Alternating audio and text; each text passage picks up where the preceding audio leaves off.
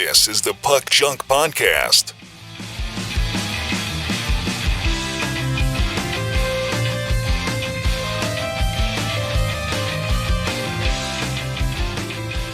Hello and welcome to the Puck Junk Hockey Podcast. I'm Sal Berry, and with me is Tim Parish. And today we're going to talk about the 2026 NHL Draft. We will also talk about the Hockey Hall of Fame class of 2026, and we'll talk about a couple of other things during this episode. But first, just want to get caught up with you, Tim, because I feel like it's been forever and a day since I last seen you. Seen you on the show. I mean, not in person, but forever in 2 days, actually.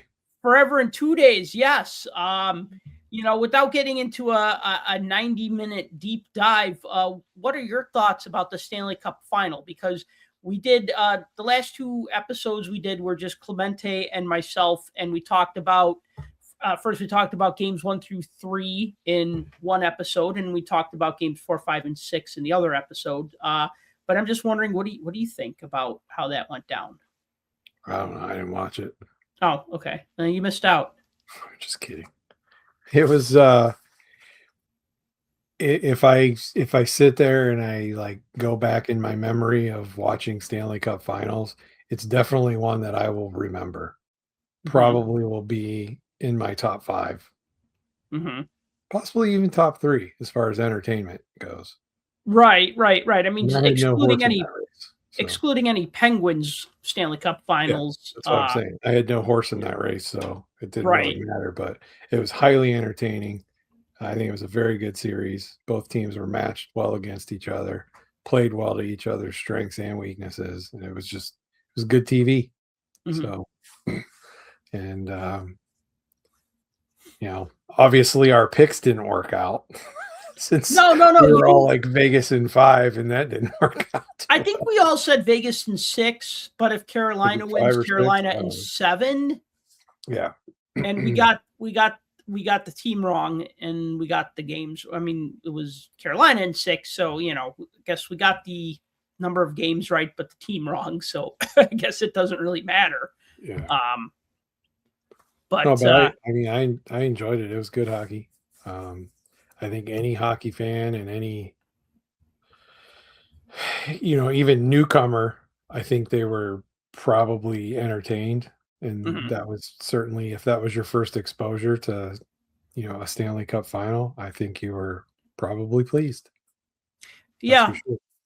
I mean, the only thing, and I know I've said this before ad nauseum, probably in, 2 episodes ago, or maybe even the last episode, but game 2 was really one-sided. Was it game 2? The one where Carolina made the comeback in game 2. And so, at first 40 minutes, it's just like, okay, Vegas has this pretty buttoned up. You know what I mean? So they're going to probably, cruise to this in 4 or 5. And then, and then Carolina had that comeback win in overtime. You know what I mean? So that, I will admit, probably the only time I was not bored, but found okay, this is going to be where one team just, beats the crud out of the other team and wins in 5 games. Think about the Washington Capitals versus the Golden Knights back in 2018, right? The Golden Knights won the first game, and in the next 4 games, Capitals just, it wasn't a sweep, but it was basically a sweep. You know what I mean? So, right. So for this entertainment value, yeah, absolutely. The back and forth that went on, just that was what was entertaining, because I don't know that I can remember a time where there wasn't a clear cut, there wasn't a clear cut dominating team. There wasn't a clear cut dominated game. There wasn't somebody was running away with whatever. You could have a 2-goal lead, a 3-goal lead, a 4-goal lead. It didn't matter, because at any given moment, all it took was 2 minutes and you could wipe that score off the board. Yeah.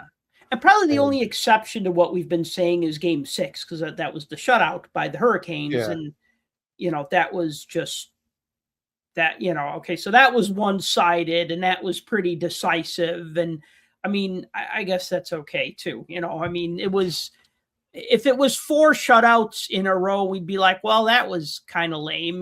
Like good for them, but it just wasn't. It wouldn't have been entertaining. So, you don't want to see one team just go out in 4, especially in the final. I never liked those. Those are just always kind of sad. Like, why is this team even in, As a hockey fan, you want to see, first of all, you want to see good hockey. You want to see competition. You love to see it go to 7 games. Because you want hockey to drag out as long as possible. Yeah. Because the doldrums of the rest of the summer until hockey season starts again are awful. But there's always hockey cards, right? To fill in our time. Yeah, and collecting's a year-round hobby now. So that's always exciting. It's not like we got to wait until October or November to get our hockey card fixed. There's stuff coming out all the time, and we know about that thanks to you, because you so gallantly and valiantly update the release calendar that's in the Puck Junk newsletter each week. So it's pretty extreme, but I do what I can. Well, that's more than most. So let's talk about what's on the agenda for today. I want to talk a little bit about former Chicago Blackhawk Kyle Calder, who passed away recently and suddenly at age 47. I just want to talk about him for a little bit because I did like him as a player, and I enjoyed watching him play as much as I can. He played on the team when they were pretty terrible. But I have some thoughts about that. We want to talk about the draft. We want to talk about the NHL draft that recently took place. We want to talk about some of the recent trades, because there's been a lot of trades, including some big ones. So we got to talk about those. And then we want to talk about the Hockey Hall of Fame class of 2026, which was announced late last week. I also just want to mention really quick, as a Blackhawks fan, Jonathan Toews retired. I did watch the press conference. I don't want to talk about Toews necessarily today because I got a lot to say about him and his career. I'd like that to be the focus of a future episode, or maybe him and some of the other players who retired, like, Andrzej Kopitar retired, Jonathan Quick retired. I mean, right there, you got 3 future Hall of Famers that'll probably be headlining the class of 2029, Hockey Hall of Fame class of 2029. So I want to talk about Captain Sirius in a future episode a little more thoroughly, which is why I'm not really talking about him now. Kyle Calder, I was surprised to hear that he passed away. He played 10 years in the NHL. So Kyle Calder passed away June 15th at the age of 47 after a brief illness. They haven't really disclosed what that illness was. He played 10 seasons in the NHL with the Blackhawks, with the Flyers, with the Red Wings, with the Kings, and the Ducks. His best years, his most productive years, were with the Blackhawks. He was one of those bright spots during the Hawks' darkest days, bright spots in their darkest days. Like, if you remember the Blackhawks in 2002, 2003, 2004, you probably remember how bad they were. ESPN had an article that they published in 2004 where they took the pro teams from the 4 major sports and they ranked them. So baseball, football, basketball, hockey. And the Blackhawks were dead last on that list. And not to get away from Calder, but what I'm saying is that he was just one of those players you could get excited about on the team. I remember there was Calder, there was Mark Bell, there was Steve Sullivan, and then, Eric Daze was in and out of the lineup because that was around the time he was having his back problems. He was just one of those good players on the team. He actually led the team in scoring in 05-06. He was also a gold medalist for Canada at the 2003 World Championships. And, he's a regular autograph guest at Chicago Blackhawk conventions. And he was also at the 2025 National. And I got some of his autographs. So I was just surprised when he passed away. That's all. Like, And apparently, Tim, you were too. Yeah, I didn't know. That's why I asked if he was sick or something, because people don't die at 47. No. That's just not that's not a thing unless there's something wrong. So yeah, I don't know. Why didn't he retire like abruptly too? Like he wasn't done. I don't know. The thing is that I'm looking at his career statistics, and he definitely petered out after he left the Blackhawks. Like he kind of had like 06-07 was split between the Flyers and the Red Wings. And, it's kind of hard to like catch fire when you're traded mid-season, so he started the season with the Flyers, then he went to the Red Wings. So he didn't even play a full season with either of those teams. Then he played 2 full seasons with the Kings, and then the Ducks, he played 14 games. Next year, he was in the minors a little bit and in Russia, and then the year after in the minors again. So, yeah, I don't really know He was in the ECHL, like, yeah, when he retired, I think. Yeah, he was, Bakersfield Condors of the ECHL, yeah. I don't know. I suppose it'll come out eventually. It always does, but well, shame to hear that. One thing that I like to point out when players are like when they put the fans above the team or about any feelings they might have for the team.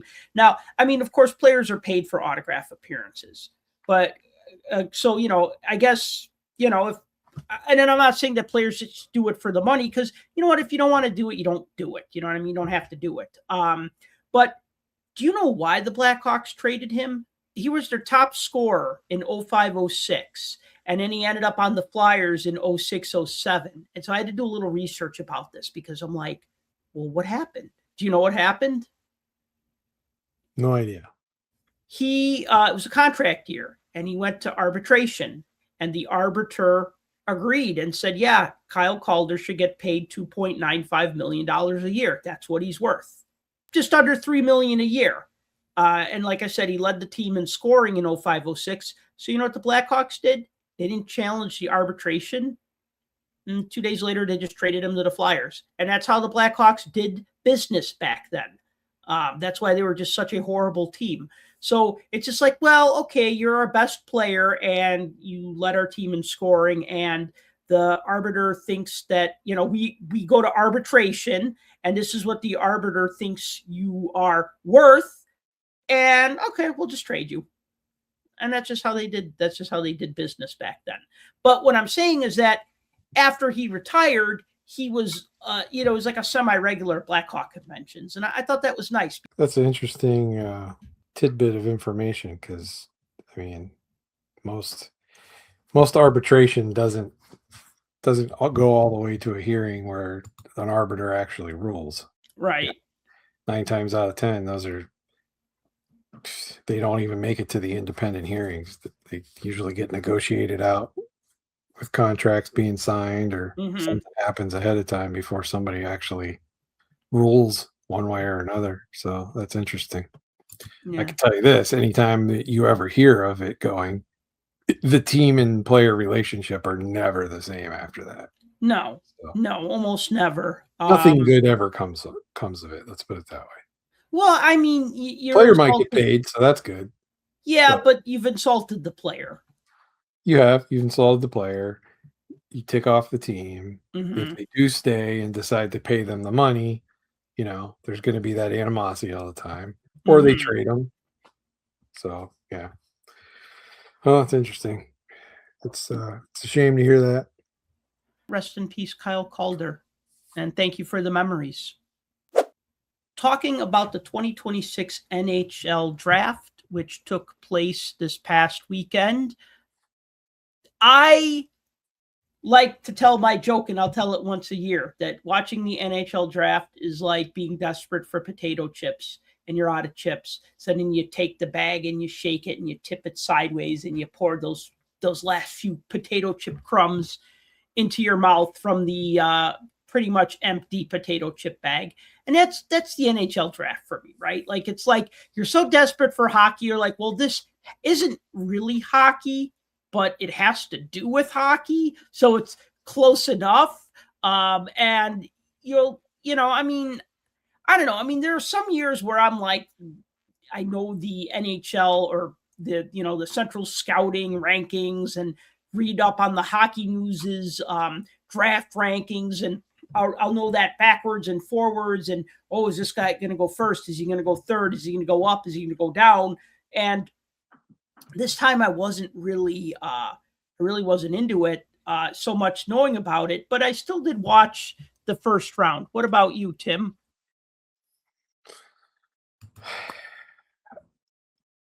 I watched the beginning. Let's put it that way. I watched it up until I had to leave because I had things going on. Because, of course, it's on a Friday night when they start the thing. And, I mean, who's sitting around doing nothing on a Friday night? Not this guy. I'll tell you that. So, I listened to some of it in the car. And I checked out about pick 14 or 15 or so. And then I was just kind of checking my phone periodically throughout the time. I wanted to watch it, but things didn't work out. I watched a little bit, I think when I turned it on, it was round 3 on Saturday. I watched like a brief moment in time, but I was following along on my phone more than anything else. Well, I watched the first round and I didn't watch the second round because I was busy Saturday. I was actually busy Friday, but I had the foresight to record it. So by the time I started watching it, it was about like an hour in. So I just didn't check my phone because I didn't want any spoilers, even though we all knew that Gavin McKenna was going to go first overall, especially since Toronto got the first pick. What do you think about the way the Biebs did that one? Okay, this is going to make me really mad. Okay, I'm not a Justin Bieber fan, but he is still a huge music star. I know he's okay now. Maybe 10 years ago it was Justin Bieber. Now it's Taylor Swift, right? Look at what the NFL, they will do whatever they can to associate themselves with Taylor Swift by way of her relationship with Travis Kelce, right? Yeah. I mean, right. That's who she's with, right? Yeah. They're about to get married in Madison Square Garden. Right. That's what I thought his name was. I don't follow football that much, but you got to be living under a rock if you don't know about that. I just needed a name verification. Travis Kelce, right? So the thing is that here we have this international music superstar who loves hockey and wants to do what he could do with the league. And they're like, oh, okay, well, we're gonna have him come out during the Friday night NHL Draft, which is on ESPN, that nobody's watching except for the most diehard fans. So once again, they just can't capitalize on this. You know what I mean? They just can't. I liked it. He likes hockey. He's a big star. I think that only helps the NHL's image when they get musicians and celebrities and actors involved. I think that's great. So I didn't have a problem with it. I liked it. I mean, I wasn't like, oh yay, Bieber. I'm just like, oh, Bieber. Too bad this isn't being broadcast on ABC instead of ESPN. I mean, same company, but I'm sure ABC had to show some whatever garbage programming they show on a Friday night, like What Would You Do or something like that. I couldn't even tell you. Yeah. I haven't watched primetime television in who knows how long. They were too busy showing Nanny 911 to televise the draft on ABC, which I get that it probably would have pretty low ratings, but so does whatever they're showing it Friday night on ABC. Yeah, I thought it was kind of strange the way he did it, but it was all right. Yeah, it was very impromptu. With the first pick of the draft, the Toronto Maple Leafs choose whatever. Instead, he's like, Mr. McKenna, we would like to draft you. Like, what? Yeah, that's like something you would say when you're drunk and you're trying not to sound drunk. So you'd be like, right? Like, yeah. Like Mr. McKenna. I honestly, here's the thing. Everybody knew McKenna was going first. Yep. maybe. I think it was a pretty much foregone conclusion once a few days out. He was being very tight-lipped about everything that was going on and what he was going to wear and all this, because there's all the pomp and circumstance around it too. Because Yep. it's basically it's a pseudo award show, more or less. So, what are you wearing? Who are you wearing? Where'd you buy your sunglasses? And it's all that kind of stuff. So, but yeah, I did have that little glimpse in the back of my head going, what if they go off script and don't go for McKenna? Because Ivar Stenberg is a really good hockey player. Like a really good hockey player. Now, would he fit on Toronto? I don't know. But if you have that kind of talent, it's hard to call that a miss, I think. So I think with Sharks getting him at second, you couldn't lose with the 1 and the 2 pick. I don't think. Like whoever was getting McKenna or Stenberg, I don't think it mattered. At this point in time, they're interchangeable. I still think Gavin McKenna is a better all-around player. I think he's got a good head on his shoulders. His decision to go play college so he could play with men instead of boys was a great decision, even though he got criticized for it. I agree. The fact that the first half of the season, he was like, what? This is your number 1 pick? But the second half, he turned it up. So, and that's just the thing, you're trying to get used to that. So I think that prepped him. But at the same time, you got Stenberg, who's been playing with adults, essentially. Right, yeah. So, yeah. Like I said, I don't think those first 2 picks, I don't think that was a bad choice on either end. Obviously, you go for the higher profile. You're the Toronto Maple Leafs. You're the center of the hockey universe. Every microphone and camera is in your face all day long. So it'll be interesting how he handles this going forward, because it's immense pressure. I mean, look, Mitch Marner crumbled, right? Went to Vegas. Whether you agree with that whole thing or not, the fact of the matter is he's come out and he said a bunch of stuff. And it's true. But lots of players that have played there have come out and said, it's tough. It's a tough market. You're under the microscope all the time. It's 24/7 hockey, regardless of whether you're on the ice or not.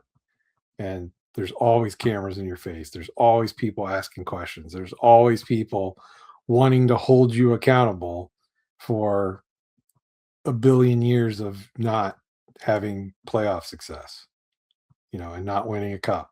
And, you weren't alive and your parents might not have been alive the last time they won a cup.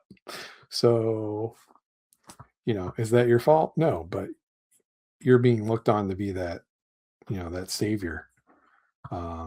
So he does have a lot of pressure on him. So it'll be interesting to see how that works out. What do you think about the Canucks taking Caleb Malhotra, son of Manny Malhotra, 3rd overall, and earlier this, I don't say this year, but recently Manny Malhotra was named the head coach of the Vancouver Canucks. Yeah, it was just a few weeks ago. So very recently. If you're ranking like all the sports people do, the winners and the losers of the draft, you got to say the Malhotra family is definitely a winner. Oh yeah, that was kind of cool. And again, microphones and faces and stuff like that. They kept asking him, like, what about this? What about this? He's like, I'm just trying to be a dad right now and enjoy it. See my son drafted and all that. And I thought that was good. Caleb's a great player. He's a great player. I think he needs a little more work, but he is a really good player. I don't know, father and son, how often does that happen? Where, except in Little League Baseball, where during the draft, you have to take your own kid if you're the coach of the team. Do you? Most leagues, they require you. Do you draft? Do you even do draft in Little League Baseball? I thought you just kind of like you live between this street and this street, so you play for the District 5 Ducks or whatever. Not where I come from. You're signed up and everybody's names go into a hat, and it's you draft a team as a coach. But Wow. there's rules. I've been in leagues where you have to take your kid, and that's like your first pick. I've also been in leagues where you have to take your kid by the 4th pick. So if you don't take them by the 4th pick, that's your pick. Got it. Is your kid if they're eligible to be on. So you basically take your kid in the 4th round, is what you're saying. More or less, yeah. Yeah, I mean, I know junior hockey has this unwritten rule where, because you know how you have like former NHLers who end up buying like a OHL team or WHL team, and then they end up coaching their kid. Like Dave Manson coached Josh Manson with Prince Albert. And I think Dave he was a coach on the team, but I think he might have an ownership stake too. But anyways, so the unwritten rule is that whatever round your kid is projected to go in, like if it's like, oh, well, he's a 3rd round pick, then you got to take him by the 3rd round. If you don't take him by the 3rd round, then, I guess if he's a projected 3rd round pick and a team takes him in the 1st round, they're doing it to be, basically to be a dick, right? But then if you don't take your kid in the round that they're projected to go in, then it's just like, okay, well, you really don't want him on your team. Yeah, and I think most of the talking heads had already said and pretty much penciled in Caleb as being the Canucks pick. So right. I don't think it was a surprise. It wasn't like a big shocker because everybody had been talking about it for weeks going into it. I think go ahead. I was going to say, out of the top 10, like I'm kind of surprised the Sabres. Another defenseman. Freaking defenseman. How many how many D-men are they going to draft in the 1st round? All of them. That's all they draft are defensemen. Well, you build defense through the draft. I get it, but dude, come on. That's the rule. That's what you have to do. And defensemen forwards are, to use the phrase dime a dozen, forwards are a dime a dozen. You can take forwards and you can make them interchangeable. Defensemen, not so much. You need to be, if there's elite defensemen available in the 1st round, you're going to take them. Mm-hmm. You have to. You don't really have a choice. Right. So, once the knock your socks off guy is off the board, now you got to get down to business and actually, take the things that are going to be beneficial for you. And, that's why they take so many D-men. I mean, look in the top 10. Look how many D-men there are. There's 5. Mm-hmm. 5 of the top 10 picks are defensemen. So, the year that 5 of the top 10 picks are goaltenders, then we can have a conversation about what is going on. Yeah, that would be that'd be crazy. Yeah. Daxon Rudolph, nothing against the guy, but I don't know. I was on the fence of that pick because if you look at all the other guys that were taken in that 1st round, I don't know that he's the better one. Mm-hmm. I like Albert Smits, to be honest with you. He's a big dude at 18, and he's only going to get bigger. So I think the Rangers did well with that pick. Yeah, I'm kind of on the fence on the Kraken pick. I can take that or leave it either way. But yeah, that Daxon Rudolph pick kind of puzzled me considering the other ones are in there. But that should have been the Blackhawks pick, of course, right? Yeah, well, I think they just gave up after they're like, well, we don't have the number 1 pick, so whatever, right? Or even the number 2 pick. So because it was outside of the top 2 or top 3, then they just didn't seem that enamored with I don't know, with drafting, with having to think really hard about who they're going to draft. I don't know. It's really annoying though when like you have a team that you watch regularly and then you're watching the draft and they don't have a pick in the first round. So you're basically spending 3 or 4 hours watching a draft and, you know, your team doesn't even go up. I hate to say go up to bat because it's not baseball, but you know what I mean? They don't even get a turn. Like I even remember like when the Blackhawks hosted the NHL draft, I think in 2017, they made some big trade they didn't even have a first round pick.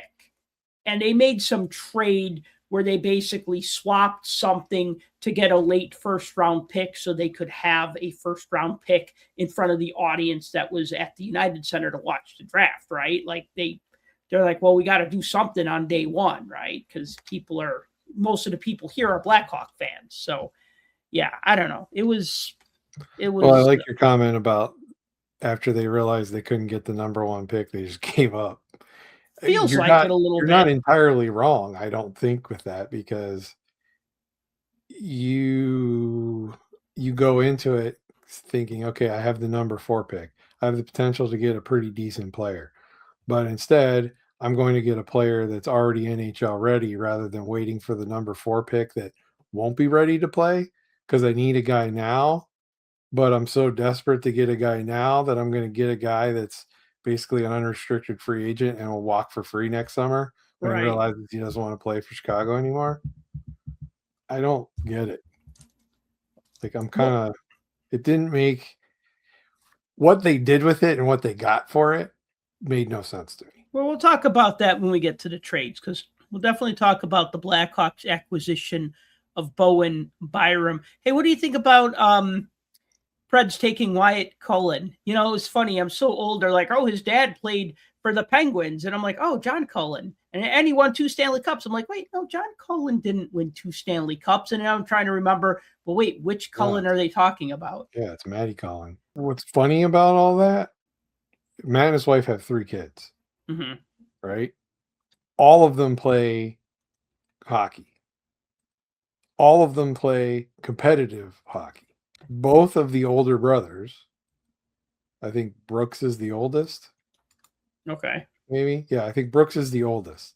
Brooks and Wyatt both have committed to play for Minnesota. Okay. So it's kind of interesting that you know he's spawned all of these hockey players, these potential hockey players that are decent enough to get a sniff from NHL teams and at least go on and play in college and all of that. So, but I just remember with Matt being on the team and being part of the team and actually working in player development afterward, the kids were always around and there'd be video all the time on all the different Penguin shows, like the In the Room series and all that kind of stuff. His kids were always in the locker room. They were always hanging out in there with the other players. They were always messing with Sid. They were always like doing all of that kind of stuff. And now, you know, Wyatt gets drafted. So I thought it's kind of cool. So just looking at the first round, anybody else here jump out to you? I'm sure you probably want to talk about the Penguins pick in the first round. Of course. How can you not talk about the Penguins pick in the first round? Because it also goes with their pick in the third round. Because the Penguins decided to get themselves a set of twins, just like the Canucks did back in the day. So they drafted the Ruck brothers.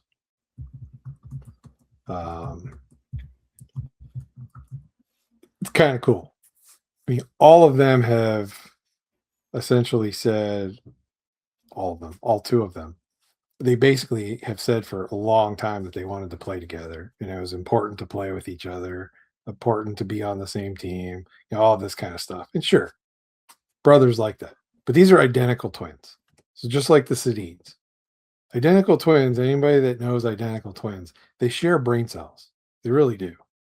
Like they just they're together on the same wavelength. And in this case, we've got the goal scorer in this round and the setup guy in the later rounds.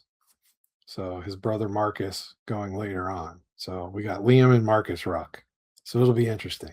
It's certainly a storyline. It's certainly fun to look into that. And I'm sure it's going to be kind of crazy when it comes to like development camp and everything else with the amount of attention that they're going to get.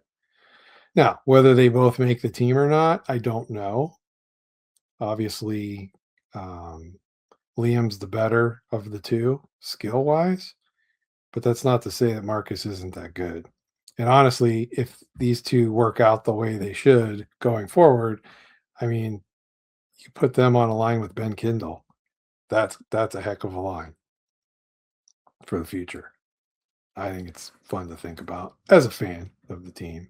Why Ben Kindle? I mean, because he's the future. Like all the big names are going to be gone here pretty quick. There's going to be no more Crosby. There's going to be no more Malkin, no more Letang, no more Carlson. You're not going to have these household names that we've had for decades anymore. So you need the up and comers. And Ben Kindle was a rookie last year, and he just exploded. I can't win an auction of a Ben Kindle Young Gun to save my life because I don't want to pay $40 for one. It's crazy. There's no reason it should be that high already, but it is. So I'm looking at their stats real quick. Liam Ruck and Marcus Ruck. Yeah. And Marcus Ruck actually had more points than Liam Ruck. I'm not saying that, he scored 4 more points, he's the better player, he should have been picked in a higher round. But what I'm saying is that I'm looking at these guys, their numbers, and I mean, they have like 212 points between them. Yeah. Crazy like that. You're exactly right. But I mean, okay, so the not so good twin brother had 21 goals and 87 assists. Well, and that's why I say with quotes, not so good, because the more skilled player went first. Let's put it that way. Okay, but even still, like 87 assists. So Liam Ruck had 45 goals. So assuming that his brother assisted on all 45 of his goals, that still means that Marcus still set up another 32 goals scored by someone else. Yep.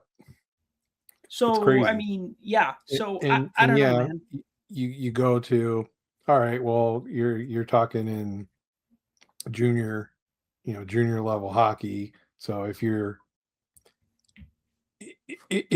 elite 1% in junior level hockey, you might as well be the greatest player ever lived compared to some of the other competition there.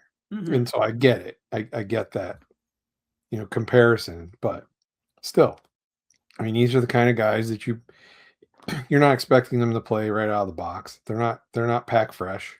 They gotta get some marinating. These guys are going to go to college. They're going to get, they're going to get what they need to get to where they are. Look, I like the rest of the Penguins draft too. I mean, I thought they did pretty good with what they had. I mean, they got that guy out of Czechia, that Tom Galvis guy. Mm-hmm. I mean, he's small, but he's a scrappy guy. Some of their later round picks, I didn't mind them. They took chances on some of the guys in the later rounds with the overagers, as they call them. Mm-hmm. The guys that aren't freshly 18, that are still out there and still available. Heck, I think Parker Von Richter I think that's his second or third time of draft eligibility. Finally got drafted, but I thought he did well. I know I'm not big on giving Kyle Dubas his props, but I think he did a fairly decent job with the 6 picks that they had. So, but yeah, from that standpoint, I thought it was pretty good. I mean, there's There's some other picks in there I think are pretty good. I think Vigo Bjork that the Jets got. I think that's a pretty good pick. I like that one a lot. That first round pick there. Who else was on that list that I thought was pretty decent? I think the Sharks did great, honestly. Oh yeah. I think the Sharks they had one of the best drafts of anybody. Like none of their picks all the way through to the 7th round. None of their picks were bad. Even their 7th round pick, who will probably never even play in the NHL. I don't know if you saw who they took. They took that guy. I can't remember where he's from. Alex Karmanoff, I think his name was. Karmanoff. Oh, he's a defenseman. He's 7'1" as a defenseman. And he weighs like 272 pounds. The dude's a monster. Oh, yeah. Yeah. Yeah, he's a monster. Those the Flyers, right? No, they took him for the Shark. The Sharks took him. Oh, the 7th round. Oh, in the 7th round. Okay, yeah, that 7'1" guy. Yes. Yes. He could, if he plays, he could be the tallest guy ever if he ever actually plays. So, like, even that pick, which it's a crapshoot as to whether he'll even make the team at some point, but still, even that pick, I don't hate it. Because, come on, who doesn't want to see some freak out on the ice? Well, yeah, I mean, it's also fun, to see a guy. Well, all those years we saw Chara at 6'9", and now we see a guy who's, potentially, who could potentially be in the league and 4 inches taller. Yeah. I mean, that's crazy. He's a massive dude. But I think they stole the draft as far as, if you were grading them. I mean, Maple Leafs did well. They drafted well with the amount of picks that they had. I thought I didn't hate the Predators draft. Mm-hmm. I mean, for as quiet as they've been for a while, I didn't hate that draft. And, you always expect the home team to do well. Buffalo, they're all right. I mean, we already mentioned it. I think Yarmo kind of fleeced the Blackhawks with that trade to get up to Daxon. But whether I would have picked him there or not, I don't know. But the fact that you got that pick for Bowen Byram, it is what it is. So, who didn't do well in this draft, who I didn't like? Number one was Tampa Bay. Oh, yeah? They were just, I don't know. They didn't have a lot of picks in the first place, so, and they made like one trade to trade up, and the guy that they took, I was like, why would you trade up for that? Didn't make much sense to me. They'll probably do some stuff in the offseason. I don't think the Capitals drafted very well, but they didn't really necessarily need to, because I think they're in the mindset of we need to win one now. Mm-hmm.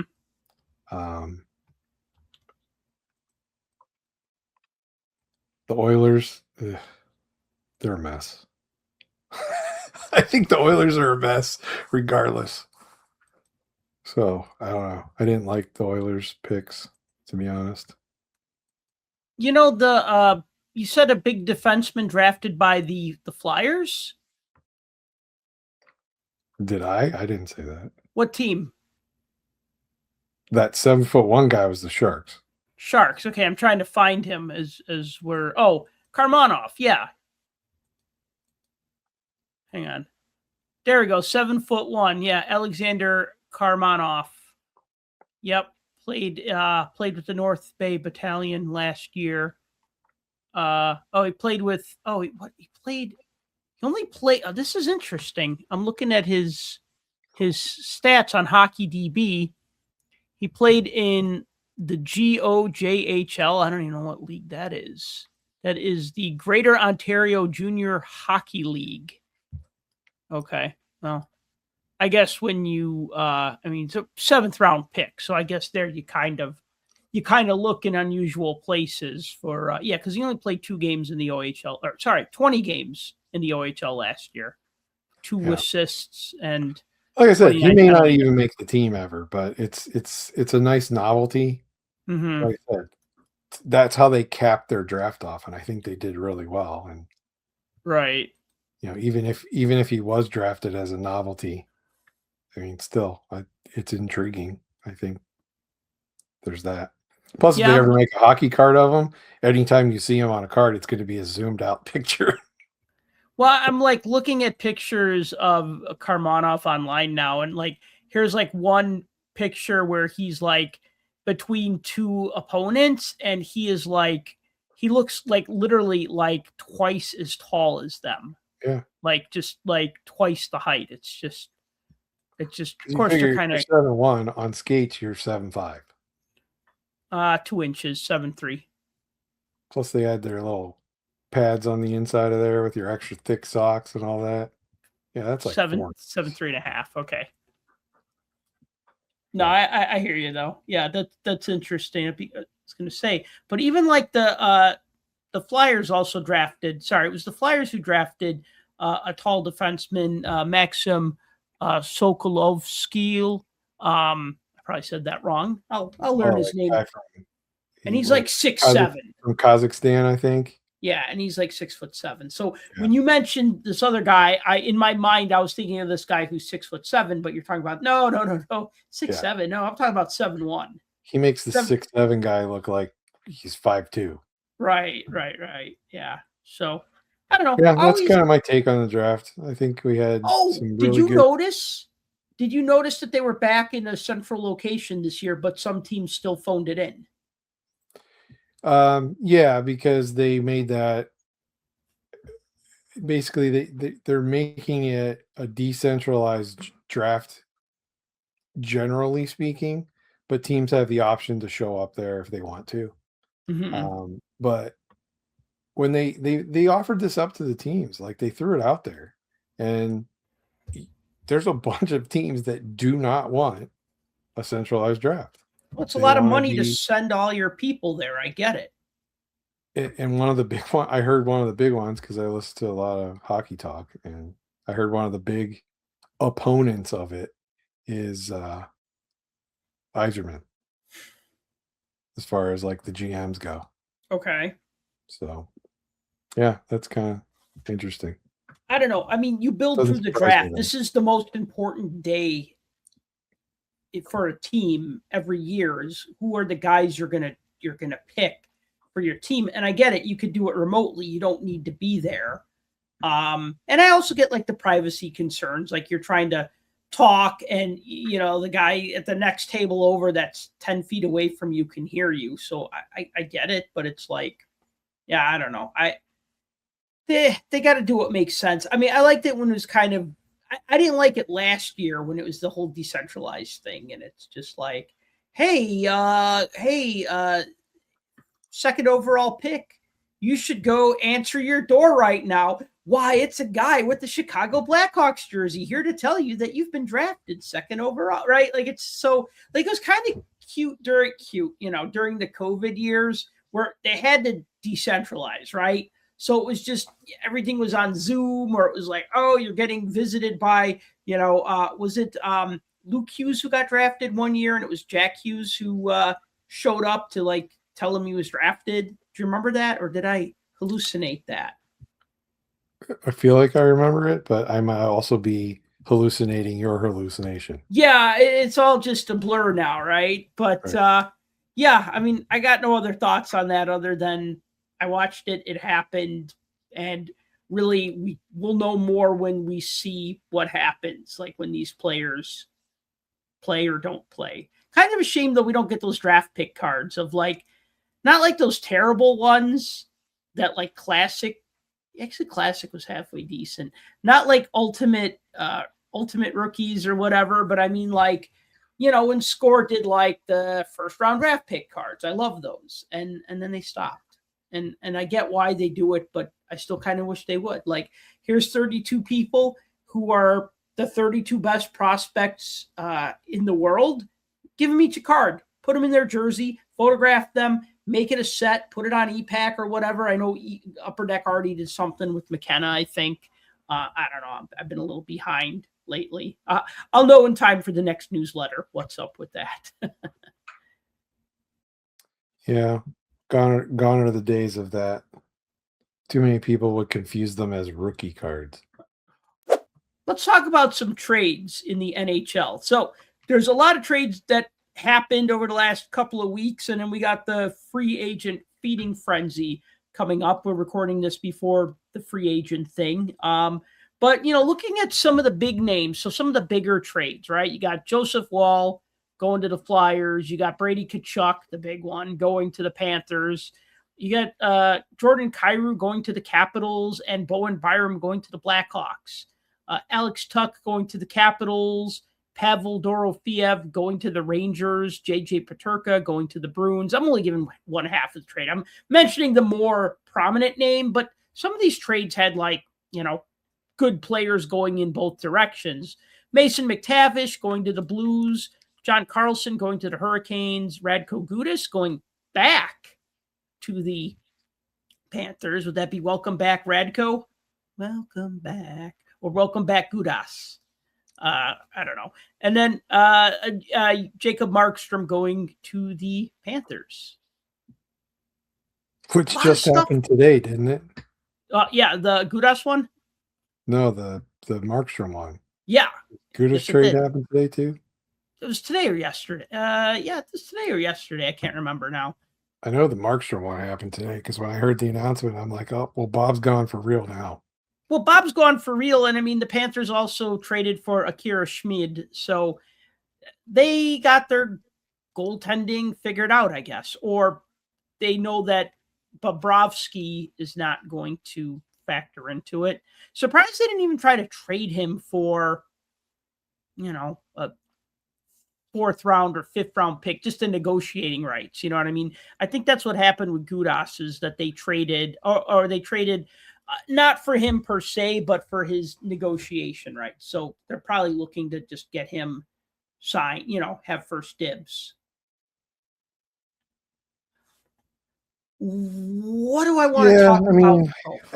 The problem with Bob, though, is the problem with Bob. What about Bob? So Bob's a free agent, and he just wants too much money. I mean, I shouldn't say he wants too much money. He wants too much money for Florida to bite.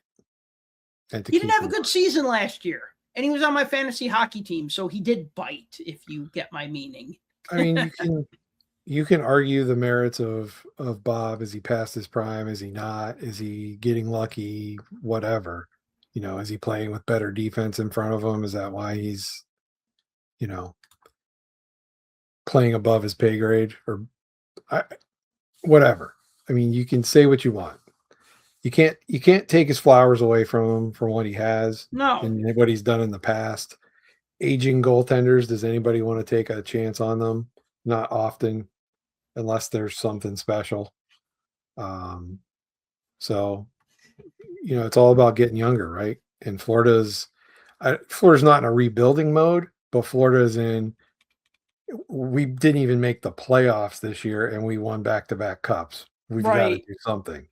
So we got our players healthy. Let's make some moves. Let's tweak.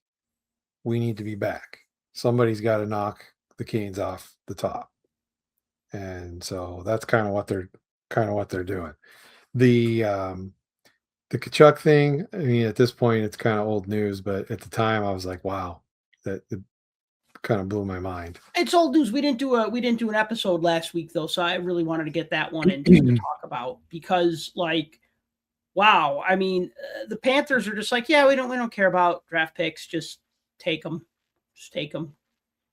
Yeah, that's the win now attitude. I mean, cupboards are bare. We don't care. Well, and that's the thing, though, is that we kind of thought, they at the beginning of the year, we're like, well, they could three-peat. It could happen, right? But obviously it didn't. They didn't even make the playoffs. But it, and that was for a number. I mean, don't forget, Matthew Tkachuk was injured a lot of the season, and Bobrovsky didn't play all that well. Losing Barkov is what killed them. Barkov, yeah, that's the big one, of course. You lose your best defenseman, but I don't know. I like what the Panthers are doing, right? So they got Matthew Tkachuk, and I mean, that's pretty much the player that turned their team around, wouldn't you say?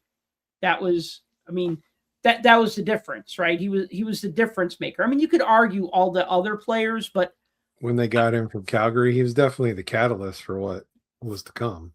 yeah, but that's the thing, though. That was the turning point, right? And that year that they lost to the Golden Knights, and then it turns out later he was playing injured. I thought, if the Panthers push to Game 7, Matthew Tkachuk is going to be MVP, even if they don't win the cup, because I thought he had an excellent series that year.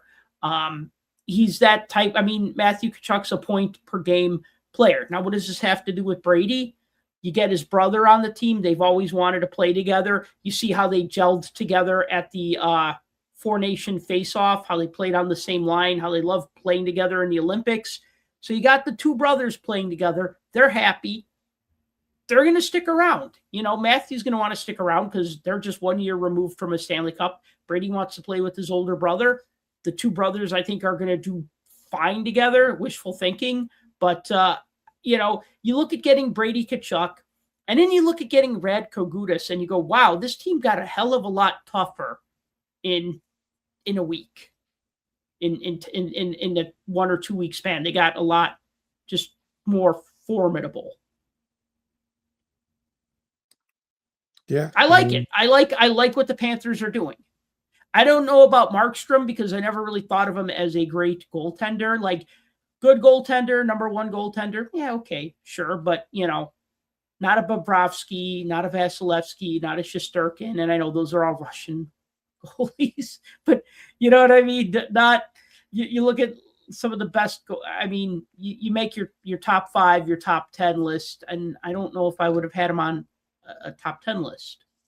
But even if you would call him a 1B on other teams with superstar goaltenders, you pair him with another 1B or a 1C or a 2A and just platoon your goaltenders.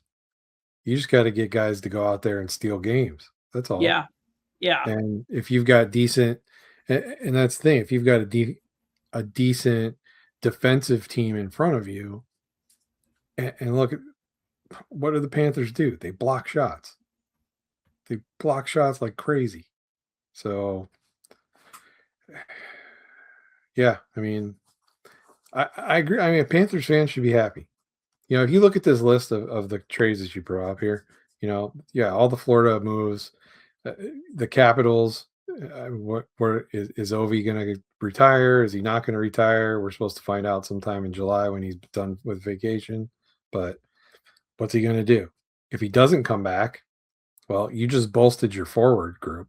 If he does come back, well, you just made your top 2 lines probably 2 of the best top lines in the Eastern Conference.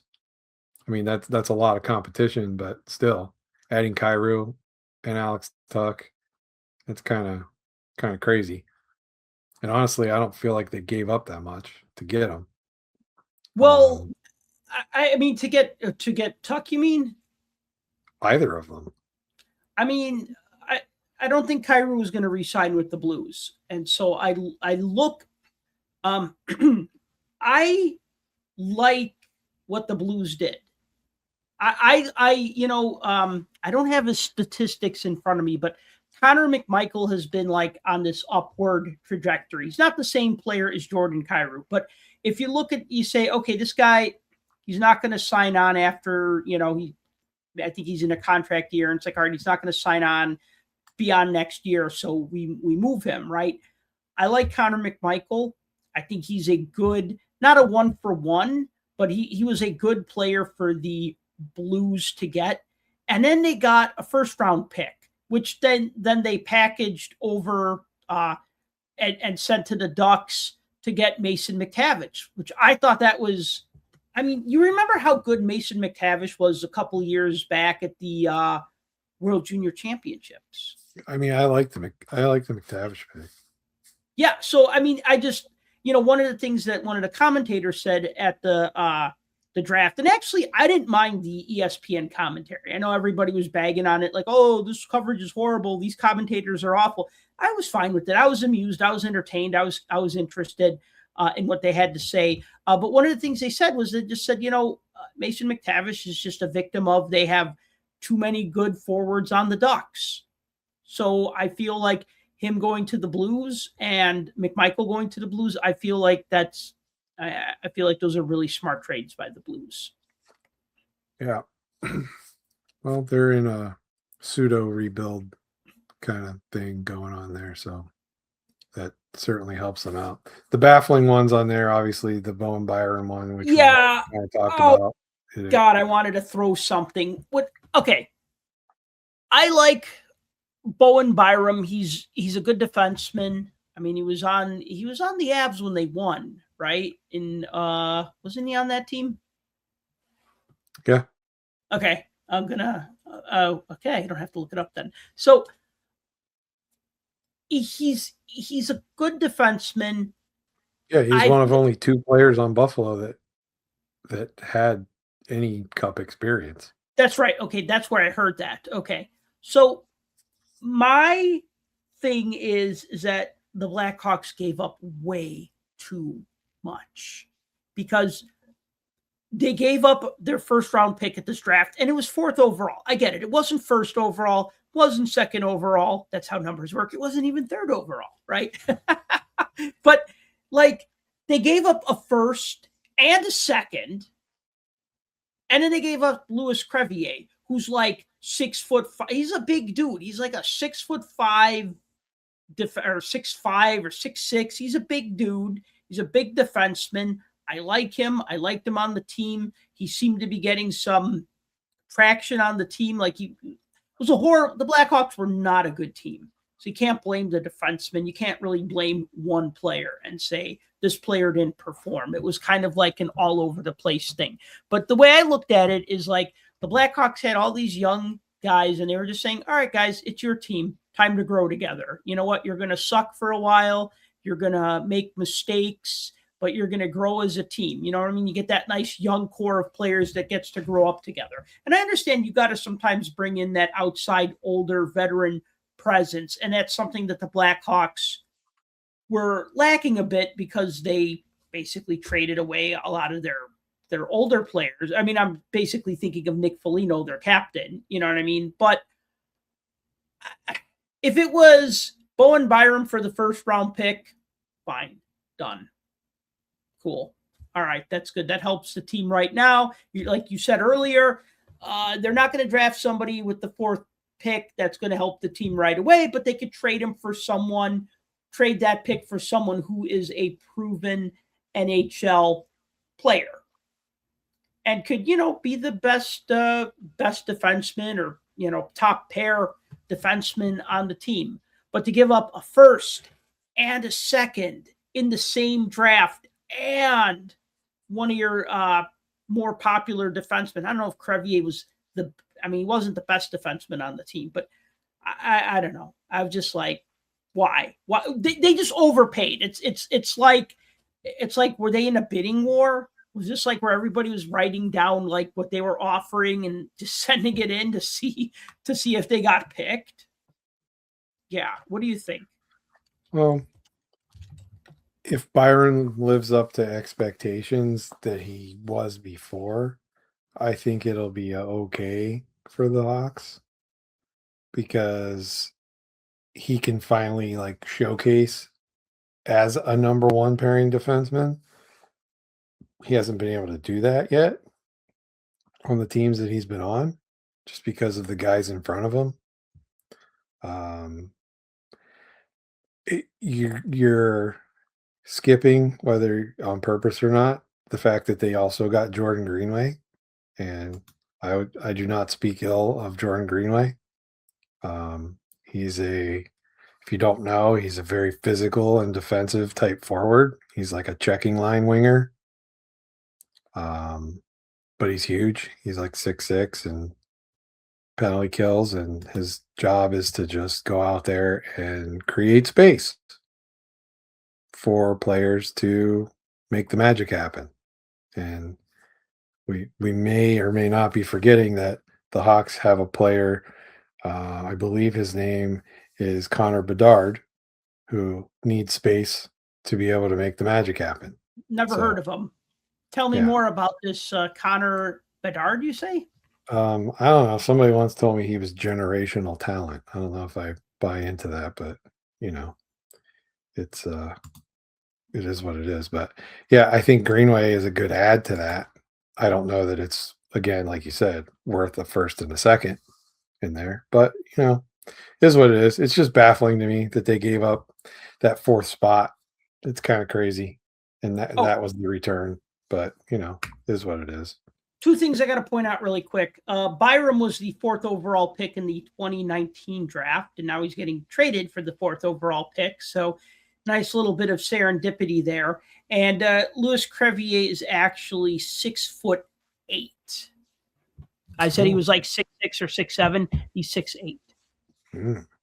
All right. Big boy. I mean, I get it. Greenway's a tough guy, and they need a tough guy on the team, but I just feel like every team wants a tough guy, but every team will also part with their tough guy. If that makes sense. You know what I mean? Don't get me wrong. He that's what he does. He's a physical guy. Like that's his job. He goes out to do it. He's not a prolific scorer. He's not, he has had his share of injuries so far in his career, and he's not the fastest guy on the ice. But not many people are going to outwork him. So I'll give you that. Now, here's the other baffling one that's on here, just so we're not talking about this forever. Yeah. The Dorofeev deal from the Golden Knights. Yeah. Like, why? I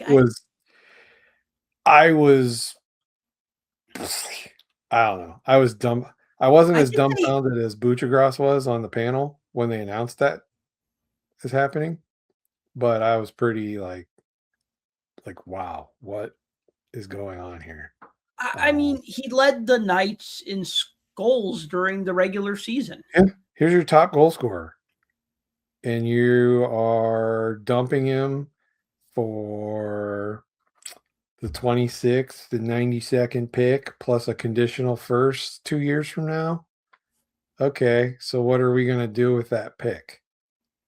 And they turn around and took, who was the guy they took with their pick? I don't even remember what his name was. It was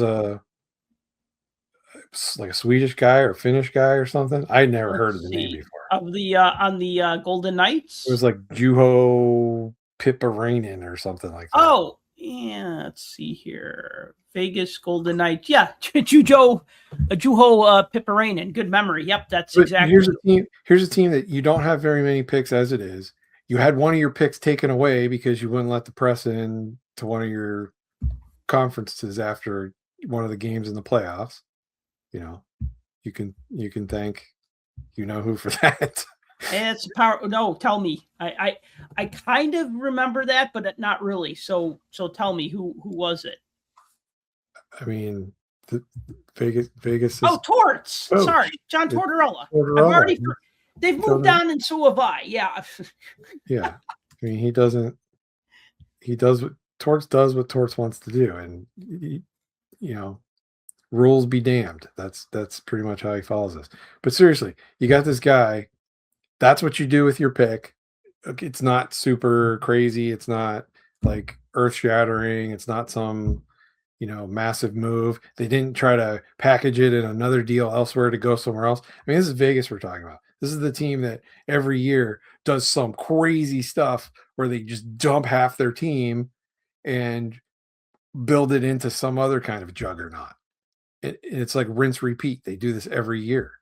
So now you take your leading scorer and I don't know what they're seeing. You need younger guys. You need younger finishers to compete on the grand scale and be able to push your team to the playoffs every year. And they've done a pretty decent job of doing that by building, getting rid of anything that doesn't fit. Vegas, they haven't been in the league very long. They don't care about nostalgia. They have no place for it. If you're out, you're out. That's it. Don't let the door hit you. We're bringing somebody else in. We want to win, and we want to win now. Okay, I get it. They don't stock their cupboards, but at some point you need younger guys. You need younger guys that you can at least keep as a core for 3-4 seasons to kind of build that and keep it going. That's what they need. That's what Dorfiev was. Right. So now they get rid of him. Now, the detractors say, "Oh, well, he's only a product of playing with Jack Eichel." Okay, so sure, what?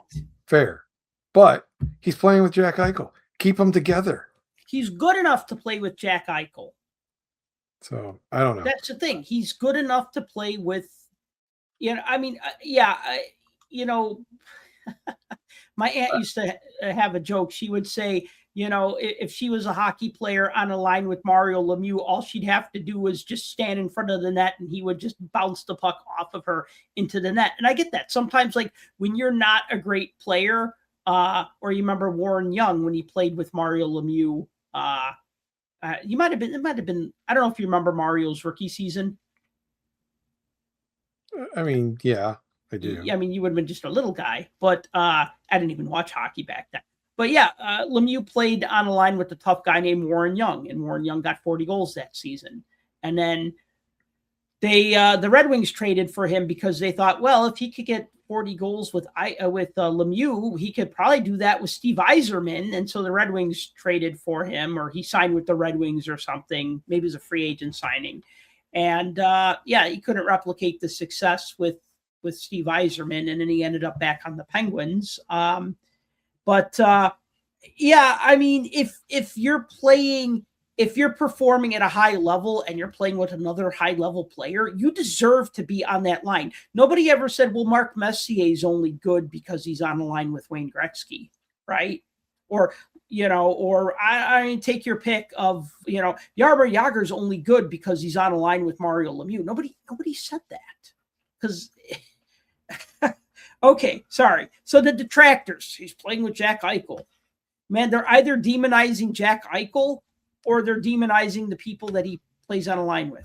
Anyway. Well, it's just simply saying like, yeah, this isn't as bad as you think it is because, he's a product of this. He's not going to duplicate that on the Rangers. Well, I don't know about that. I just, again, it's one of those trades, just like with the Blackhawks one. Like, this is what you're getting. This is what you're giving up. And this is what you're going to do with those picks. Like, what?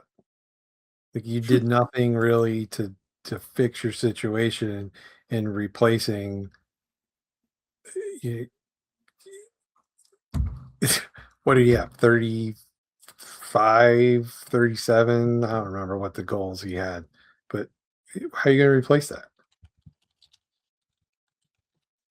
So. I mean, Dorfiev had 37 goals and 27 assists in 82 games. What do you have last year? 35 goals, didn't he? He had 35 goals and 17 assists. So, I mean, this is so far, he's a consistent 30 goal scorer. So you got to replace 30 goals. Good luck. Maybe they got something planned in free agency. I'm sure they do. It's the Vegas Golden Knights. They do something crazy every year. They're a destination team. And we've all heard, what's out there right now. The biggest names that are still floating out there that we may hear in the next day or two. Dylan Larkin said he wants out of Detroit. Connor Hellebuck sort of said he wants out of Winnipeg. So, does Vegas need a goaltender? Maybe. Does Vegas need Dylan Larkin? Every team needs Dylan Larkin. So, who knows? I like the idea of Hellebuck. Well, man, I mean, it's the mass exodus of American players leaving Canada. I mean, that's really what this is. Just ask anybody in Toronto media. That's what I don't know, man. If I was Hellebuck, I'd sign a 1-year deal.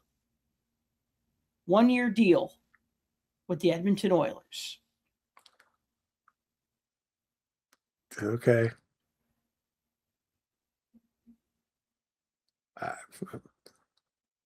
Sure. Why not? I mean, there's the potential there. I mean, that's a team that could very well be competing for a cup. It's also a team that has the potential with Babcock at the helm to miss the playoffs next year, even with Connor McDavid and Leon Draisaitl. Oh, can't wait till we do our Mike Babcock retrospective about, when he gets fired 43 games into the season, and we're going to be like, yep, we told you so. When we did that when he was hired and fired by the Blue Jackets. Yeah. Well, it's going to be an interesting offseason, as many call it, the silly season. Well, let's talk about the Hockey Hall of Fame class of 2026. This is one of those things I don't mark on my calendar. Just one day I'll check social media. Oh, by the way, Tim is not on social media. He is anti-social media. I respect its right to exist. Yeah. I just also respect my own right to not participate. So no, but I think anti-social media is a good way of saying it. Like, my last post on Twitter, I think was, or X or whatever. I think it was last October. That was my last post. Was it something funny? I don't know. I haven't posted since then. No, that's fine. That's fine. One of our former co-hosts, Blake Isaac, he just gave up social media a couple of years ago. Just all of it, just done.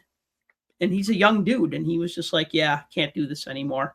But getting back to what my original point, I'll just look at my phone. It'll be like Hall of Fame announces class of 2026. I go, oh, is that happening today? Okay, I guess it is. Like it's not like, ooh, I can't wait in 2 weeks. It's not like you look forward to Christmas or New Year or your birthday or the draft or free agent frenzy, where you kind of mark that at least in your mind, like, oh, this is coming up. It just always kind of catches me out of the blue, and I go, oh yeah, I guess it's time for another class. So I'm just used to it being back to back. Like it's usually a day or two before the draft, then the draft, and then free agent frenzy is like a few days after the draft. Which is why we always do these episodes where we talk about the draft and the Hall of Fame induction class in like the same episode, because they just happen so close together. So it just kind of makes sense. So looking at the class of 2026, you got Patrice Bergeron, Brian Burke, Cindy Curley, Carey Price, Pekka Rinne, Keith Tkachuk. We'll get into each of these players individually, and discuss their accolades, maybe even a little bit about their hockey cards. But any of these catch you by surprise? By surprise? No. Bergeron was a lock as a first ballot. I didn't think there was any question that was happening. I knew Carey Price was going to go in. It was just a matter of when. The only one, like, I can't say I'm surprised by Cindy Curley. Does she deserve to be there? Absolutely.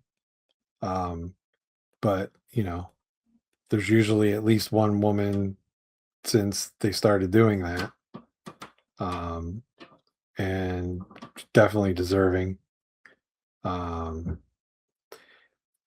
If I had to say one of those was a surprise overall, Pekka Rinne would be my surprise. Really? Yes.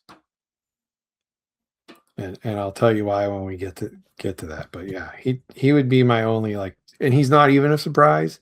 It's not a surprise at all. But if I have to pick a surprise, he would be my surprise. Well, I think for me, it was Brian Burke, and the surprise went like this. Wait, he's not already in the Hall of Fame? Yeah. Oh, okay. That was the surprise with me. Like, wait, isn't he already in the Hall of Fame? He's in the U.S. Hockey Hall of Fame, but wasn't in the actual Hockey Hall of Fame. Yeah, and, I will admit that I was not familiar with Cindy Curley's career, but after I read up a little bit on her, to prepare for this podcast, I was just like, damn, hell of a career. So let's talk about, actually, I want to start with Brian Burke because he was the builder. So I want to talk about the builder first. So Brian Burke was a longtime NHL executive. He served as president and or the GM of the Whalers, Canucks, Maple Leafs, and the Ducks. He was also with some other teams. Wasn't he with the Penguins for a minute? He was. Yeah. So he's been around. He's a hockey lifer. He was a GM of the Ducks in 2007 when they won the Stanley Cup. He drafted when he was with the Blues. When he was with the Whalers. Had to catch myself there because I think of Chris Pronger with the Blues, but he drafted Chris Pronger to the Whalers, and then years later he traded the Oilers for Chris Pronger to bring him onto the Ducks, and he was a key piece of that Stanley Cup winning Ducks team. He was the first executive director of the Professional Women's Hockey League Players Association. He was a GM of the U.S. national men's team from 1993 to 2009. He was a director of NHL's Department of Player Safety. He was a former owner of 2 Western Hockey League junior teams. And, of course, he was an analyst on CBC, TSN, and Sportsnet. So he's done so much. I mean, as a builder, you think about like the things that a builder does, right? Like usually their management, right? But he's also done some ownership. He's also done some international GMing. He's also done some player representing with the PWHL, and then also like an analyst, which I know that's more of a broadcaster thing, but still. So outside of being a player, this guy's pretty much, and he was a player. I think he played for, was it Providence? I believe he played for Providence. So he's been like involved in like pro hockey and high level international hockey, like all these different levels, and then junior hockey as an owner. So really through and through. I mean, that's like, like, wow. Okay. I knew some of the things, but I didn't know all of these things. So when you look at his body of work, you just go, wow, that guy's been involved in hockey through and through from, top to bottom. Absolutely. And he's been around a really long time. Like you said, he's been at the helm of many a team over the years. And yeah, he was at the Penguins for a brief moment. In fact, if you were to list some reasons why he shouldn't be in the Hall of Fame, his stint in Toronto and Pittsburgh are both 2 reasons to probably exclude him from that list. But okay, that's neither here nor there. I mean, everything else kind of outweighs that. I mean, his work that he does now with the NHL and their diversity programs and all that kind of stuff are legendary. I mean, him and his son started the You Can Play project back in 2012. So I mean, he's highly involved in that. I mean, he's one of the guys that helped get the PWHL up off the ground by being the director of their Players Association to start the whole thing off and to get it up and running. So, they owe him a hearty thanks to being where they are at this point in time. And they've already expanded multiple times. They're expanding again this year. I mean, that's one thing he will tell you that they shouldn't do is expand too quickly. He hates expansion. If you ever hear him talk and do interviews, does not like expansion. But he sure loves his truculence. That word, truculence. He loves that. He loves that word, the truculence. Yeah. It's a great word, but yeah. Pulling off the Sedin thing back in the day. I forgot about that. That was a masterwork. Like anybody that wants to see like the art of the trade, look into that, because it's crazy. The fact that he was able to trade down and get multiple picks so that he could draft the Sedins back to back. It's kind of crazy, but yeah, I mean, definitely a deserving pick as a builder. I agree with that. And I only knew he wasn't in the Hall of Fame. Like, he's a guy you would say, oh, yeah, he's probably in the Hall of Fame. I only knew he wasn't because he's always on NHL radio. Like every Friday, he's on there. He's a regular guest. So he only is on one hockey card as far as hockey cards go. He's only on one hockey card. He doesn't have his own card. He appears in a team photo of the 92-93 Kraft dinner set had like team photo cards, and there's a team photo card of the Hartford Whalers. So he's in that picture. If you squint your eyes and you look real close in the front row, you'll see him there right in the middle. Yeah. So that's just, I mean, I get it, but I thought like with all the I don't know, I guess he was really make cards of executive vice presidents or directors of player operations or GMs sometimes. Usually, yeah. Team issues. Usually only in team sets, right? Yeah.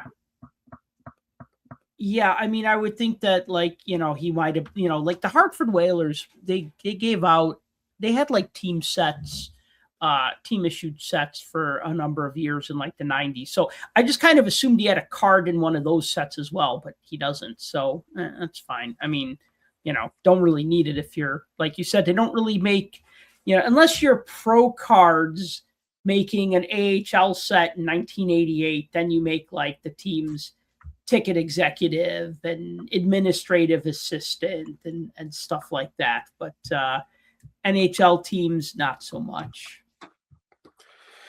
Yeah, and he never, at least in his playing career, he didn't, I don't think he really got to a point of passing AHL level, and that was back in the, I think that was back in the late 70s. So I don't know how many AHL teams had cards back then. I'm going to go with none. In the 70s? Yeah. Oh, they're like, there's like a handful of minor league team sets from back then, and they're usually black and white photos or just not really high quality. Yeah, actually, I'm looking at Brian Burke's stats. Yeah, 4 years at Providence College, 1 year with the Springfield Aliens, the Springfield Indians, and then the next year with the Maine Mariners. Yeah, and they won the Calder that year too. Yeah. And then after that, he quit hockey and went to law school.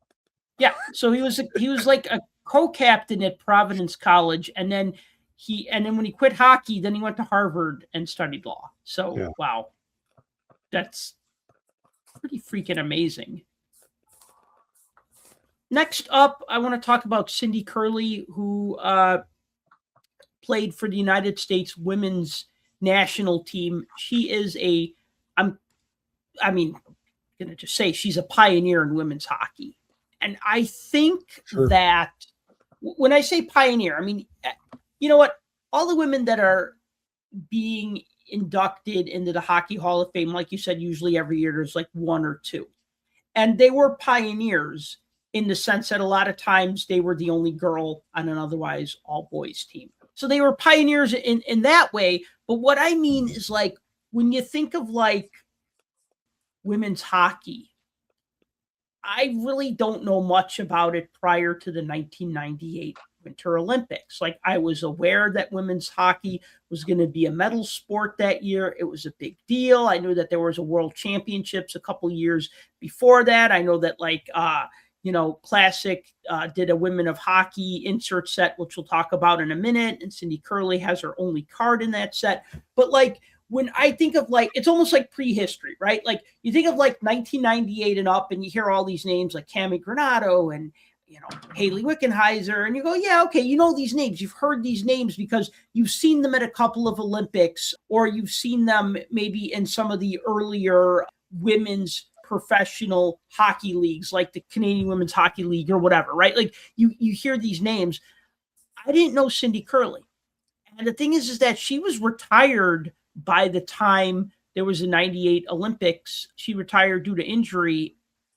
So all of her accomplishments were in the very early days of women's hockey, before it was a medal sport, even before it was a recognized world championship sport. I mean, she played 4 seasons at Providence College. They won 2 championships. She scored 110 goals and 115 assists over her 4 years with the team. She played in the first ever unofficial Women's World Championship in 1987, and in the first ever IIHF Women's World Championship in 1990. She won 3 silver medals at the World Championships in 90, 92, and 94. She was a captain of the women's national team from 1989 to 1996. And then after she retired from playing, she still worked for USA Hockey until 2008. So just looking at those accolades, it's just like, wow. I was just floored by like how much she had accomplished back when I wasn't really paying attention to women's hockey, because back then it was hard to pay attention to things like that with no internet, and not, 50 different sports channels and ESPN Plus and all these different ways that you can watch sports now that you couldn't 30, 40 years ago. Being the fact that this wasn't even a thing really at that point, because you mentioned the unofficial Women's World Championship. In 87, that was the whole purpose of that, was kind of an audition for the IIHF to say, hey, women's hockey has enough push that you can make it its own division and sanction a tournament, and people will watch and people will go and people will, pay the gate to get in and see it happen. And that was kind of like the audition for that whole thing. And so by 1990, they, decided to make world championship. So really there weren't options for this. So she's one of the pioneers that created the ability, or helped pave the way for the women playing at the Olympics and all of that, so that we could hear of those names that everybody is familiar with. And so I think it's great. She definitely deserves that spot. And heck, if you go based off of eligibility, I mean, this is her 17th year of eligibility for the Hall. So, I think she could go in as a player or a builder at this point. I mean, maybe. I don't know too much about what she did for USA Hockey after, from 96 to 2008. But, I mean, obviously she was involved with the team that had won, medals at the Olympics. But, I know what she's very, very hands-on and instrumental in the grassroots movement of trying to grow the game, especially the women's game. So I think that when the Hall of Fame opens, and you know what, not even first year of eligibility or 17th year of eligibility, you're talking about from 2008 to now, or you're talking about or even if you just kind of look at that point when the Hockey Hall of Fame inducted Cami Granato and Angela James. What was that, like 2011, 2012, somewhere around there? I'm probably wrong. It could have been a couple years before that, but it was like around that time. So you look, and I mean, that's still like 15 years ago or whatever. But I think sometimes you look back and then you notice somebody that you didn't notice before, and maybe that's what the Hall of Fame did. I mean, some of the women's hockey players who've been inducted, you look at them and you go, yeah, they're great. Yeah, they're great, but it's part of that is because we were able to see them a little bit more on the international stage. It was almost like when a player from like the 1940s would be inducted into the Hockey Hall of Fame in like the 1980s. You know what I mean? Where it was like, oh, this person had a really good career, but we didn't notice them because of all these other players or whatever. And I'm not trying to discredit her in any way, but you get what I mean, right? Yeah, I know what you're saying. And it's hard because you don't want to make it like, oh, we have to do this. Like we have to make this pick. We're required to. So who should we go? Well, let's throw a dart. There's plenty of deserving people out there. I mean, honestly, there's some pretty legendary goaltenders that are out there that have eligibility. There's some pretty big names that were Olympic type icons that are probably going to go in at some point or another. And heck, you look at it now that we have a women's league, we've had, 2 women's leagues in the last 10 years and one that looks like it's going to be sticking around for quite a long time. I mean, you're going to have a whole host of new crop of choices as far as what players that are going to be available and well deserving of spot. So yeah, so very cool. And like I mentioned earlier, Cindy Curley's only hockey card was in the 94-95 Classic Women of Hockey subset. So, or not subset, insert set. So I think these were one per pack. They were like shiny cards. They might not have been one per pack, but they were fairly easy. Not glossy, but they're foily. Yeah. Foily. Yeah. And a nice set with Canadian players and American players. And I think the backs of the cards talk about how this player will be likely to play in the 1996 Winter Olympics, which of course we know that didn't happen because they decided to do a 94 Winter Olympics, and then women's hockey didn't become a medal sport until 98. But I mean, they used to have summer and winter Olympics in the same year. So we had, 88 Olympics in the summer and winter, 92 Olympics in the summer and winter. And then I think they figured, we should alternate them. So then Winter Olympics got lucky and got to have another Olympics 2 years later. And that's okay. So then we went from 92 to 94, then 94 to 98. But yeah, just interesting little tidbit that they talk about an upcoming Olympics that actually didn't happen. So funny recent story about that card right there. Yep. Usually leading up to the Hall of Fame induction, I'll hop on ComC and I'll look around and see what's out there, see if there's any decent deals on potential Hall of Famers and stuff. And this card, there were quite a few of them on there. An hour after the announcement, every one of them was purchased. Wow. It was available on ComC. They were all bought. Wow. Every one of them. Well, that's good though. I mean, look, that's good. Funny.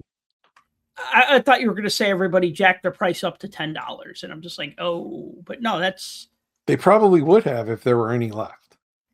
Yeah, no, that's okay. I mean, I think it's cool that I can look at a set like this, that we have these Hall of Fame players who don't have like traditional hockey cards, but you could still find them in other sets. I mean, I thought Classic. I know earlier I was kind of making fun of draft pick sets, but then I corrected myself and I said, no, Classic actually did a good job. And yeah, their 91 draft pick set with those gaudy green borders was okay. But I think after that, then they started doing their pro prospect sets and their draft pick sets. And, they were highlighting players from the minor leagues. They even had cards of ECHL players. Of course, they had a ton of Manon Rhéaume cards because she was playing minor league hockey at the time. And then they would do like these women of hockey cards. I mean, I remember like the first Cami Granato card was in a Classic set. So I think that's all. And, Angela James and, several others were either in this set or maybe a different set, or definitely in the Upper Deck set from 97, 98. But, that's a little bit more mainstream. Still cool though. Patrice Bergeron. we knew he was going to get in the Hall of Fame as soon as he was eligible, and he did. I knew that he was a great defensive forward. I didn't know that he actually won the Selke 6 times. And I think what's interesting, I know I'm kind of starting in the middle of my little list of his career accolades here, but 19 years with the Bruins, all with the Bruins, was the team captain for 2 seasons, 427 goals, 613 assists for 1,040 points in 1,294 games. Stanley Cup winner in 2011. And then he also won the Clancy Trophy in 2013, the Messier Award for Leadership in 2021. And then he won gold medals in the Olympics, the World Championships, the World Cup of Hockey, the Spengler Cup, and the World Junior Championship. So he's won at the international, like in all different levels of international play. He's won a gold medal. But when I looked at the 6 Selke trophies, you know how like a player, like when they win a trophy, they'll win it like 4 years in a row and then that's it. Or they'll win it like maybe 3 years in a row and then maybe like once 3 years later and that's it. You look at Bergeron. He won it in 2012, 2014, 2015, 2017, 2022, 2023, right? So he won it at the, not like 10 years into his career, he won it, but then he was always in the mix. Like if he didn't win it, he was probably a finalist. But it's not like he was a finalist 12 seasons in a row. There you go. 12 seasons in a row, right? He probably could have won it 12 seasons in a row. But even like his last 2 years, he won it, right? That's pretty freaking amazing to basically in a, like you said, in a 12-year span to always be a finalist. Yeah, I mean, his leadership and character are legendary. I mean, he's always been a guy in the modern NHL that people look to as, that's the guy, that's your leader, that's a captain. Like that's a prototypical example of what you want on your team. And the honors that he got because of it, I mean, no one's done that. Like I don't think that anyone has done that. Been a finalist 12 times for that. It's crazy to think about. And to your other point there about all the gold, I mean, he's triple gold. That's rare. There's only 30. Mm-hmm. Triple ever. Gold Club. Yeah, there's only been 30 ever. So he's one of them. So, yeah, this was a no-brainer pick. I mean, well, look at it this way. Let's just not look at his goals, assists, and points for just a minute. Let's just take that out of the equation. Just pretend that one line, if you're watching the video, just block out that one line. Do this where you just block out that one line so you can't see it, right? If you look at all those other accolades, you'd still say Hall of Famer, right? 6-time winner of Best Defensive Forward. I mean, I get it. People like scoring, but like you said, defense wins championships, right? So if you look at all those other accolades, would you still think he's in the Hall? He's a Hall of Famer? I mean, just looking at the international play with all those gold medals, I mean, it's hard to say. It's hard to say that he's not up there because you got to figure, even if you didn't know those statistics, you got to figure you don't win all of that without putting up those types of numbers. Right.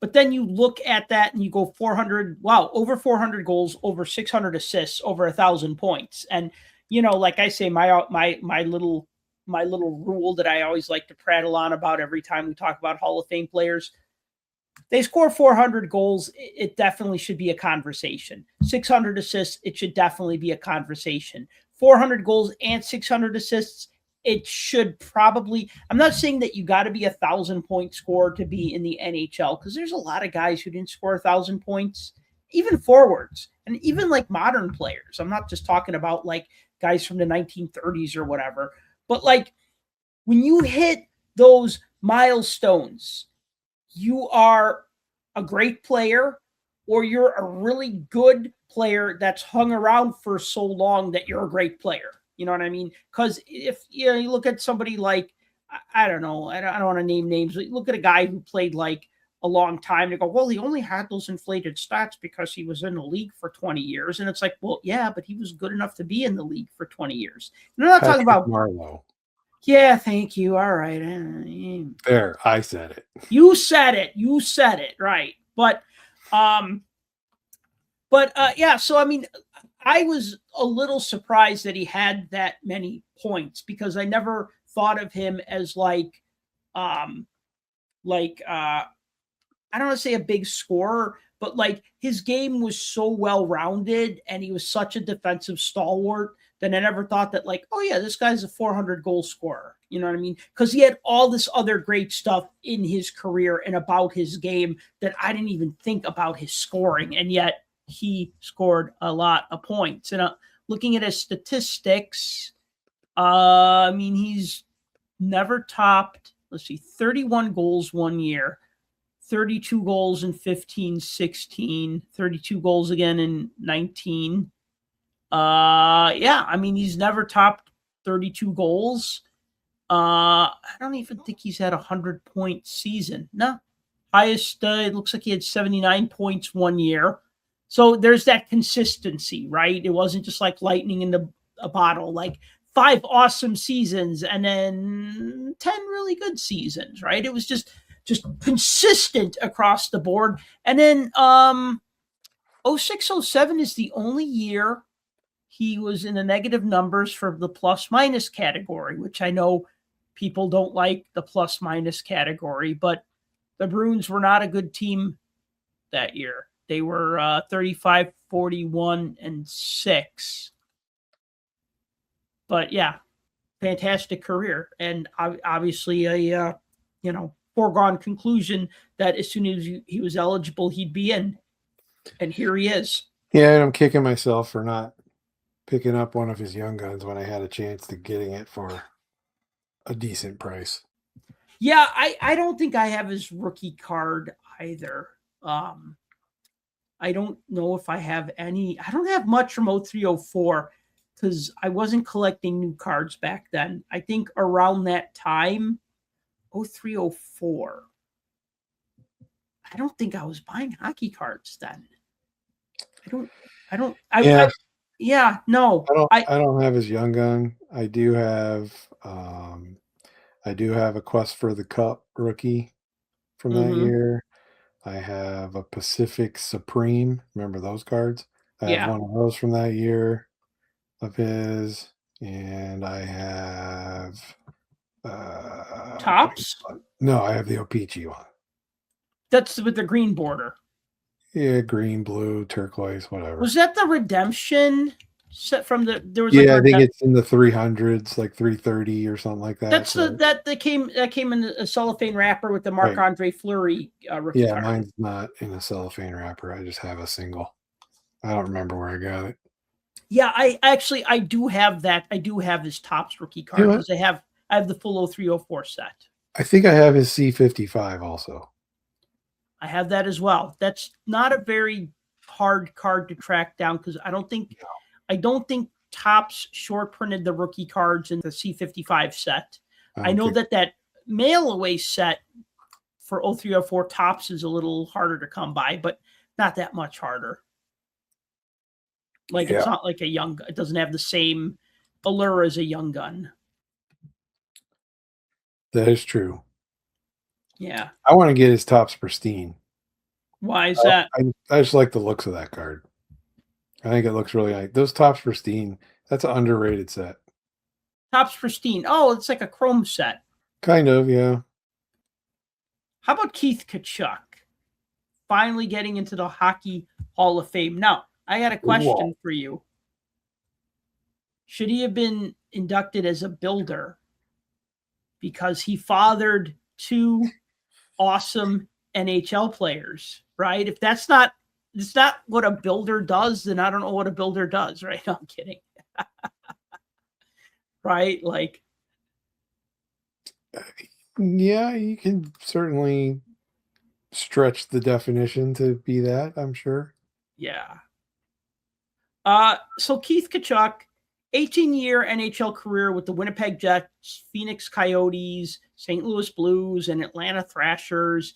538 goals and 527 assists for 1,065 points in 1,201 regular season games. He was the first American to lead the NHL in goals when he scored 52 goals during the 1996-97 season. He was the team captain of the Jets from 93 to 95, and then captain of the Coyotes from 96 to 2001. There was another player who was team cap, the first cap. He wasn't the first captain of the Coyotes. It was a different player that year. Won the bronze medal in the World Junior Championships in 92. He won the silver medal in the Winter Olympics in 2002, and he won the gold medal at the World Cup of Hockey in 1996. And I remember, because I was so geeked about the 1992 Winter Olympic team, American team that ended up finishing fourth that year. And I know there's no medal for fourth, but they went undefeated in round robin play. And then in the first round of the elimination rounds, and he was on that team before he was in the NHL. He was on the Olympic team. He played in the Olympics, and then I thought, oh, this kid's tough. This kid's good. And then later that year, after the Olympics, then he went to the Jets and he played in the NHL, and he was there for a long time. So I can honestly say I watched him before he was in the NHL, and it was pretty cool. Pretty cool to see his career unfold like that.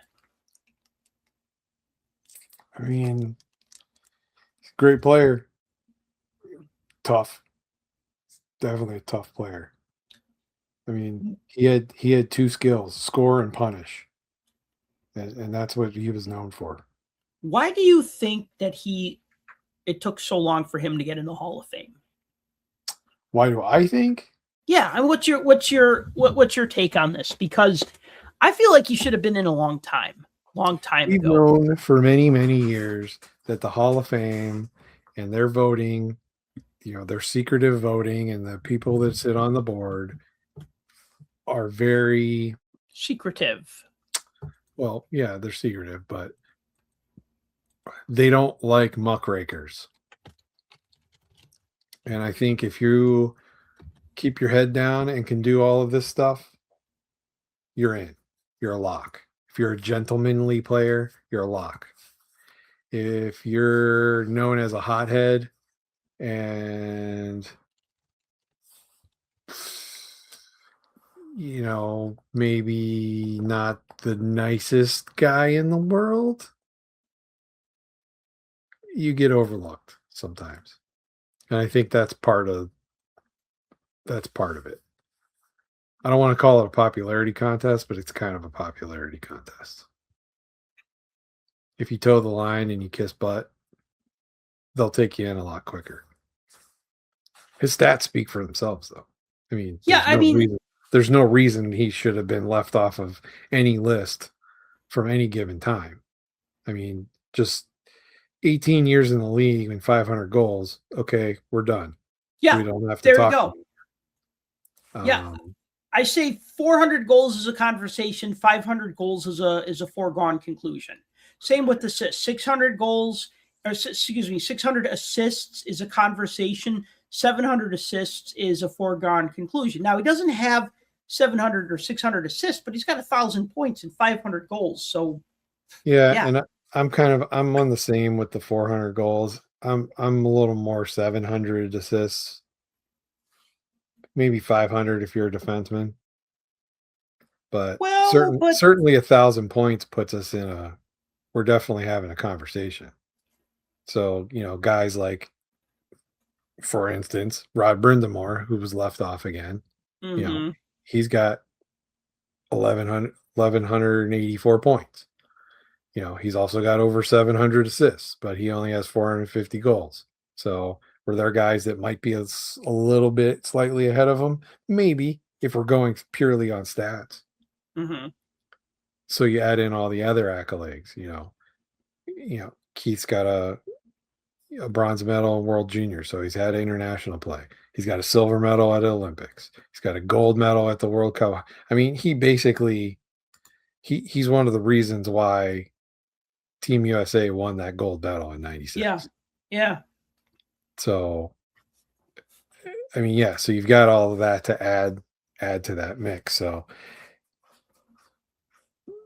not to say that he ranks ahead of maybe some of the other guys that may or may not be there, but he's certainly deserving, I think, on that of itself. But here's the other thing: he's one of only 4 players that has over 1,000 points and 2,000 penalty minutes.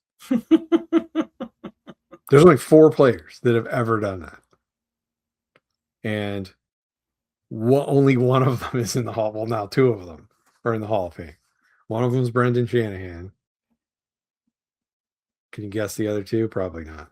Neither of them players who have 1,000 over 1,000 points and over 2,000 penalty minutes, and they're not in the Hall of Fame. There's 4 total.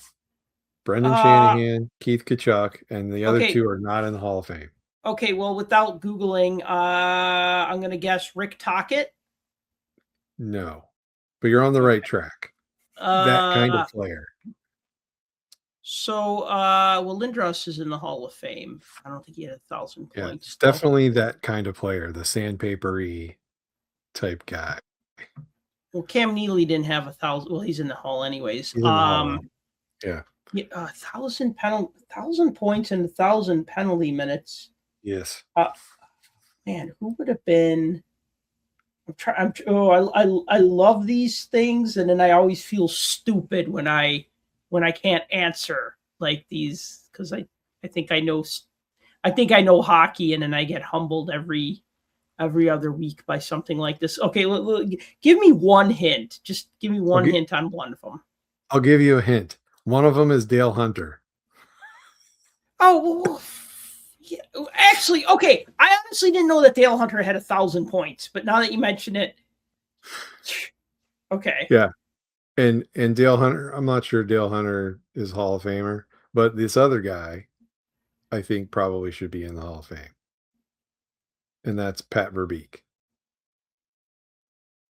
I did not know that Verbeek hit 1,000 points. I didn't know that either. I didn't know that. And I liked Pat, points and over 2,000 penalty minutes. So. And I liked Pat Verbeek as a player. I liked watching him play. So I remember him more with the Whalers than the Devils, but and then he was around, and he was the kind of guy that I would like to have seen on the Blackhawks. Like, when you change teams, and I'm just like, how come we can't get a player like Pat Verbeek? Verbeek and Tocchet, those are like the 2 that I wanted on the Blackhawks. Yeah, and if you're taking a Keith Tkachuk, Verbeek's got to go in, because he's got over 1,000 points. He's got over 5 for goals and assists, and he's over 1,400 games. So I think that's a similar type pick. But yeah, interesting. So those are the 4. So if that ever comes up, 4 guys, 1,000 points, 2,000 penalty minutes. Those 4. And who was the 4th one? It's Verbeek, Hunter, Keith Tkachuk, and Brendan Shanahan. Oh, Brendan Shanahan. Yeah, you did say that. Jeez, I need to pay attention. Yeah, I think I don't know. Like, I think sometimes with forwards, it's like if you don't win a lot of individual awards or any individual awards, that's always like kind of frowned upon. Like, well, he was a great player, but he never won the Hart Trophy, and he never won the Art Ross Trophy, and he never won whatever, right? Like, and it's just like, well, okay. I mean, you look at a lot of those trophies, and they're won by the same guys over and over. You know what I mean? Like, be like, well, if Sidney Crosby wasn't in the league, then this guy would have won this trophy. You know what I mean? Like, so I don't know if I don't really hold lack of individual awards against a player. I mean, it is on the player. It's the player's accomplishments that gets them into the Hall. So I get that. The cups thing, I can overlook that because that's a team thing. Yeah. People often looked at that and they say, okay, Keith Tkachuk, does he go in? Well, he has no individual awards. He's got no cups. Doesn't have a whole lot of playoff luck. You know, he played in the glut of the 90s where there was, 1,000 players better than him during his playing days. So he got overlooked. But again, you can't. I don't know. I think he deserves it regardless. No awards or not, like you said, it's the same guys winning the awards every year. Right. Yeah, I mean, I agree. Good Lord, your scoring he played in an era where your scoring titles, if your name wasn't Gretzky, Lemieux, or Yager, you were not getting any of the scoring titles. Right. So, Exactly. So what do you got left? Hey, I'm going to get the Sportsman's Award. Nope, not giving me that. So, not much left to choose from. Well, if the Richard Trophy had existed, he would have won that one year, and that's something. Looking at Keith Tkachuk's rookie cards, so he had rookie cards in the 91-92 Parkhurst set, Series 2. He was also in Upper Deck 91-92, part of the World Junior Championship subset in 91-92 Upper Deck. And it just kind of like a fun little card, almost like a parallel. And I'm not talking about the French version, but there was also an Upper Deck Czech World Junior Championship set. It was like 100 cards, and it featured, it was almost like an expansion of that Upper Deck subset. So it's like the World Junior Championship subset, but expanded to include more players. It was sold in Czechoslovakia. The cards are bilingual. They use the same photos. So it almost looks like the Upper Deck card from 91-92, but it's got a different number on the back and stuff. And I just think that's kind of a fun one. Do you consider the Upper Deck a rookie card? Even though it's a World Junior and it doesn't show him as a NHL? Well, I think this is why I'm mentioning both of them, because the Parkhurst card shows him in his NHL uniform. I don't know. I think the 90s. What's that? I said, yeah, he's a Jet on that card. Yeah, but I think the 90s we kind of threw out those rules a little bit because it was so about that first card. So I mean, no, he's not in an NHL uniform, but it's in an NHL set. So it's like, okay. I mean, people will argue to death that Lindros's score card from 1990 is his rookie card. And he's not in an NHL uniform, right? But, do we really want to say, oh, no, it's his 92 Upper Deck, or he's head swapped with another player? That's his rookie card. I mean, I don't mind calling it a rookie card. I just wondered what your thought was. Because otherwise, if you're looking at strictly Upper Deck, you'd have to go to the following year, and he's got that rookie report or that star rookie. Yep. No Young Gun, though. So yeah. Star rookie is like the Young Gun's ugly little stepbrother that nobody talks about. It's Timu Young Gun. Yeah. But not Timu like Timu Solani, like TEMU. No, he does have a Young Gun. Yeah. No, he does not. Or does he in 92-93? Mm-hmm. I think he does. He does. It's blue. Okay. Yeah. Okay, I know the card. I can picture it in my head, but I still think of his 91-92 Canada Cup card as his rookie card, which I think most of us would agree is his rookie card. But then again, who cares? Because they were both overproduced so much, so it's not like one is more scarce than the other. I love the rookie card debate because it always makes so many people mad. I know people get so mad about it. And I'm just like, it was like, and okay, I know this episode's getting long and it's like, oh, Sal, we don't need another side story. But I know, like, I wanted an Austin Matthews Young Gun card. And it was like, I couldn't find one for less than $500. And I'm like, I can't afford this. So you know what I ended up doing? I ended up buying his European team issued card. That one, was it the Burn Lions? Yeah. Yeah. So they put out a team set, and they're like 5x7 sized cards, like postcards, but they're like big trading cards. and every single card is signed by the players. I think even the coaches' cards are autographed. They're all signed in silver Sharpie, which looks nice because they're kind of darker cards with the uniforms and like the black backgrounds. So for $130, I bought an Austin Matthews card that not only is it autographed, but it predates his Young Guns card. And I get it. He's not in his Maple Leafs jersey. He's in a European team jersey. But I don't care. So like you said, collect what you like. And I like that card makes me happier than a Young Gun. Would I like his Young Gun? Of course I would. But I'll settle for this other card and I will sleep at night just fine. And it's a good talking piece because how many people have that card? I don't know, but I'm glad I'm one of them.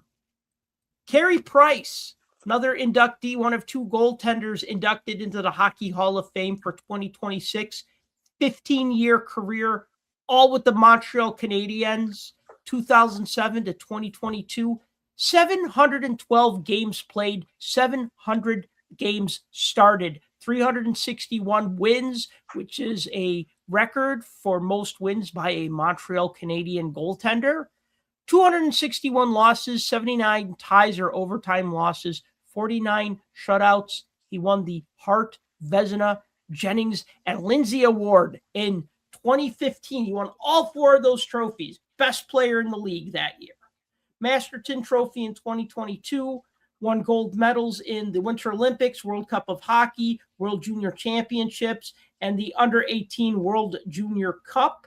And he was also won a silver medal in a couple of junior level tournaments as well. So, yeah, I think we were just waiting for his his contract with the Sharks to expire before he could be inducted. Yeah, I'm not sure how that works and how his eligibility popped up or not, but I can tell you this: 2015 alone gets him into the Hall of Fame.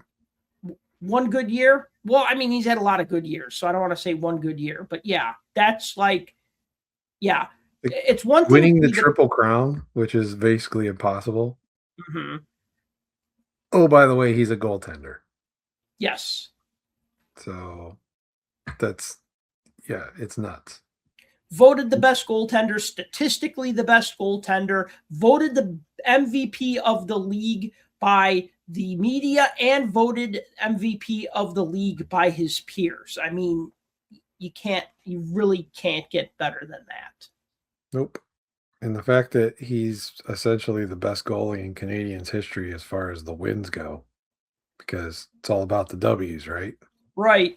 I was kind of shocked to see that. Like, I didn't expect Carey Price to be the leader in wins, considering all the best players that they've had over the years. Like, they've had Jacques Plante, they've had Patrick Roy, they've had, numerous world famous goaltenders come through that team. But well, yeah, they had like I mean, Jacques Plante, you had Patrick Roy, you had Ken Dryden, you had probably forgetting. No, I think that's, well, of course, George Vezina, but that was back when teams played like 20 games in a season. So yeah, it is. I didn't really know that until I looked into this. And you know what? I'm just pulling up really quick. I'm actually pulling up the San Jose Sharks on their let's see. No, they don't show his rostered. Here we go. Nope. I guess he had I guess he was traded to the Sharks in 2025. Traded from, so I guess that was just kind of like a salary cap thing, like bury a contract kind of thing. Yeah. So yeah, I don't know. I mean, it's like I guess he must be retired by now. Although they technically inducted Chris Pronger before he was retired from playing, like officially retired, if I remember correctly. Yeah, I don't remember Price's official announcement of retiring. Yeah. But I know he's just not capable of playing. Injuries basically derailed his career. Yeah. So, I mean, if you want to look at percentages and all of that kind of stuff, sure, you could say maybe his numbers are a little bit inflated from a percentage angle just because he missed so much time towards the tail end of his career. Mm-hmm. But, he played in an era where he gets compared with other Hall of Famers like Henrik Lundqvist and, Bobby Lou. And it's like they lasted a little bit longer, but again, they didn't have the injuries. So you can't discount anything that happened here. Olympic gold, World Cup gold, World Junior gold. It's the fact that he's 16-0 in international play. I mean, that's crazy. So, and hell, just the playoff run in 2021 alone, where it was him versus everyone else. That was the year they made it to the finals, right? You have Carey Price versus whatever team you can put up against him. Mm-hmm. It reminded me of playing street hockey as a kid, where it's like everybody just wants to shoot on goal. So who's going to be the goaltender? And you just have to sit there and take it. That was Carey Price. Yeah. No, he was a good goalie. I wasn't super familiar. Like, I was aware of Price. I am proud to say I do own his 07-08 Upper Deck Young Gun. I think 07-08 is the last Upper Deck set that I have that's like 100% complete. I think the year they started short printing rookie cards was 98, 99, and I have that full set. But then after that, I don't have any complete sets until 07-08, and I think that's the last one. His wasn't the last card I needed. I might have pulled that from a pack, but I'm happy that I have that one, especially now since they'll probably go up on ComC. Heck, they'll be put up on auction as we speak. I never pulled the Price that year. I bought a lot. I pulled a Kane, I pulled a Taze, never pulled the Price. Yeah, and I'm honestly not sure if I did either, but I know, I mean, since 06, 07, that was the year I was really, I started buying new cards again in 05, 06. And then 06, 07, I was really like just back into like buying and building sets. So, should be interesting to see. I mean, if there's any demand for his cards at, a show like the National. I mean, I know obviously the Expo is more where it's at for hockey cards, but I know that like I will put Carey Price cards out in my display case and nobody even looks at them. Nobody even cares. Nobody even asks. He might get the old dead cat bounce with having the induction being fresh in people's minds, but who knows?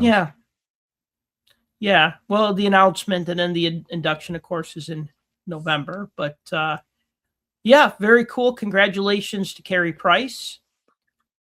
Finally, we have Pekka Rinne, one of the most fun names to say. Pekka! Watched him a lot because the Blackhawks and the Predators were in the same division, Central Division, for a while. So Pekka Rinne played 15 years, all with the Nashville Predators from 2005 to 2021. 683 games played, 666 games started, 369 wins, 213 losses, 75 ties or overtime losses, and 60 shutouts. Actually, I shouldn't say ties because they eliminated the tie by the time he started playing. Most wins and most shutouts in Predators history. And he scored an empty net goal against the Blackhawks in 2020. That was like such an exclamation point on how terrible the Blackhawks were doing that year when the other team's goalie scores on you. It was a good goal. It was a good empty net goal. I mean, he shot it all the way down. Not too many goalies in history have done that. He won the Vezina Trophy in 2018, the Clancy Trophy in 2021, silver medal at the World Championships, and was also the tournament MVP. He did lead the Preds to the finals one year, but they lost. but can't fault him for that. I mean, he was, talk about a goalie that could make a good team great, or, could give you a chance to win every night. And I mean, Pekka Rinne was that guy for the Preds. I mean, he was really, he would play I'm going to pull up his stats, but I mean, there were years where he played 70 games or something. I mean, it's just nuts. Well, I mean, when you think of the Nashville Predators, I'm pretty sure that's who you think of. I mean, it's hard to put anybody else on the Nashville Predator Mount Rushmore other than Pekka. I mean, we would have put Shea Weber there if he had stayed there, but yeah. You've had guys pass through there. Paul Correa played for a cup of coffee. Mm-hmm. Forsberg was there. I mean, Peter Forsberg, not Philip Forsberg. But,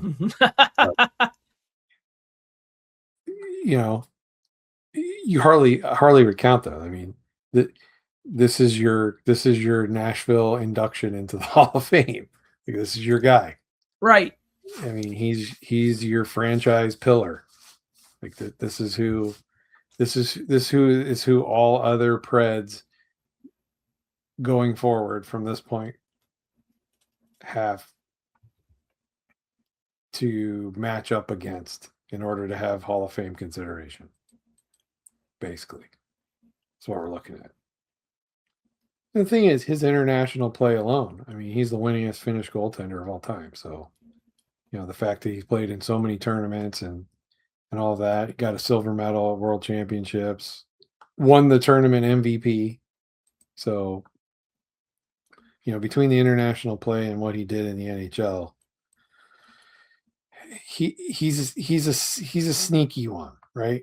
This is why I said if I had to pick any of these, there would be a surprise or one that I maybe not would have thought of or put as a priority on my list. He would have been the one. Not that he doesn't deserve it, but he would just be the one, because when you say the name, you're like, oh yeah, of course. But you don't think about it because he was just that guy. He was always there. Who's the goaltender for Nashville? Pekka Rinne. I mean, that's it.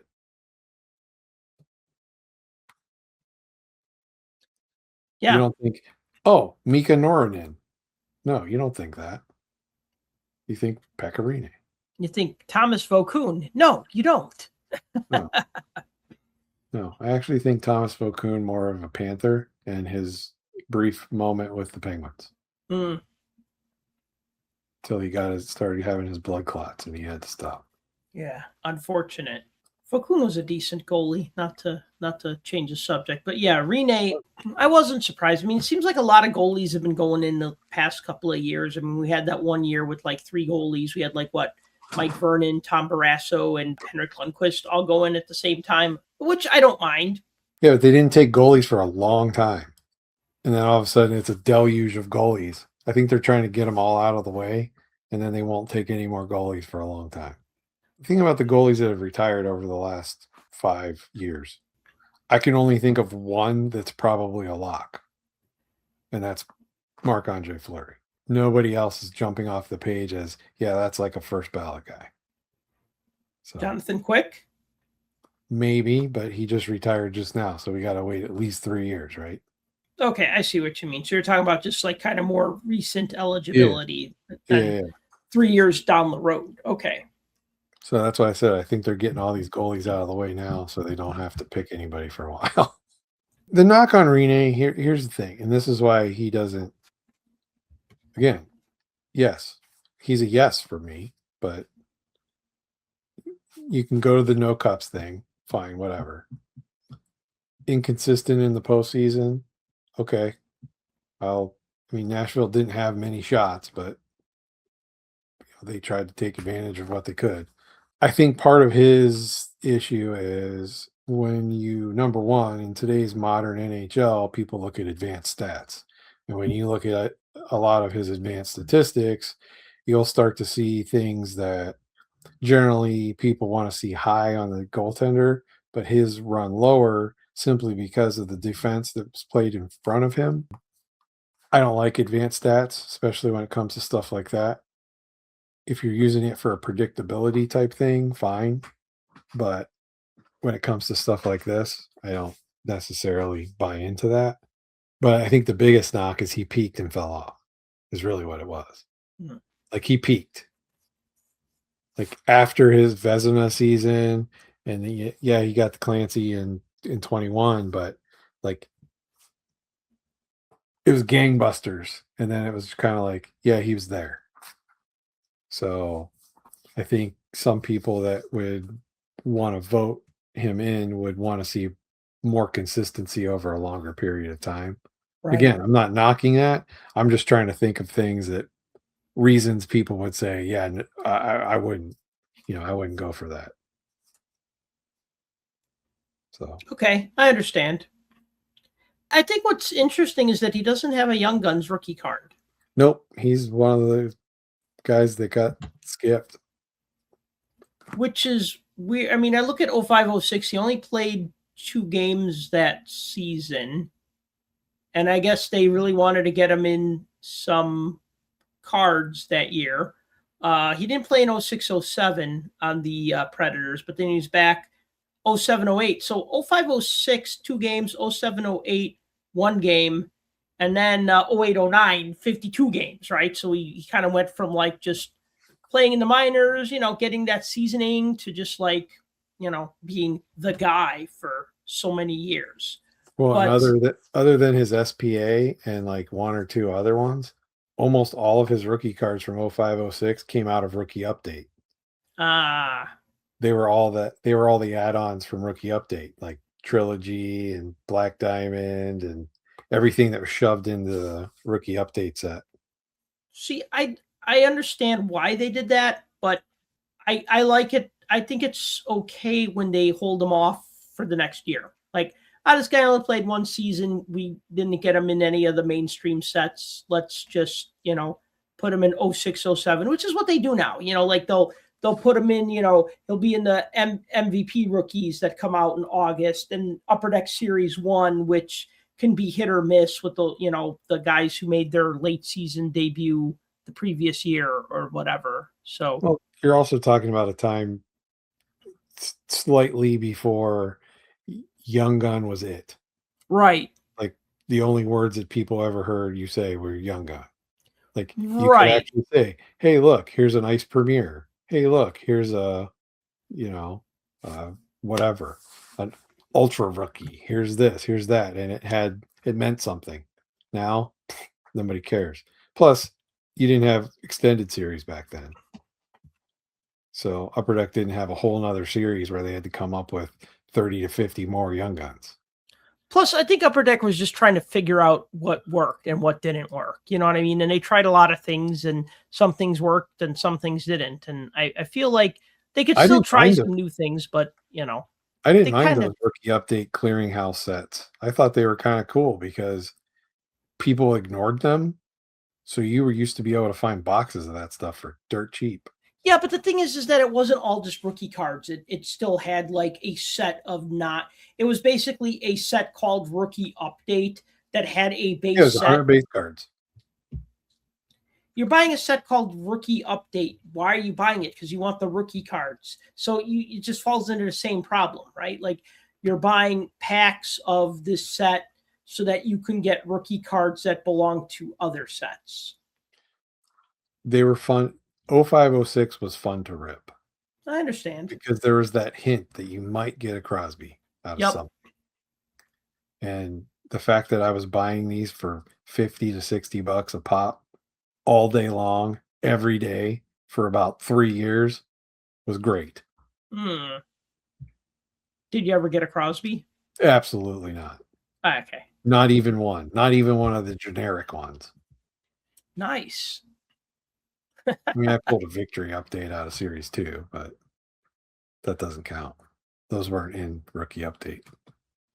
My friend, this has been a long episode, but do you have any final thoughts before we put a bow on this and call it a show? All of our comeback episodes are long. Comeback? We've only been off for a week.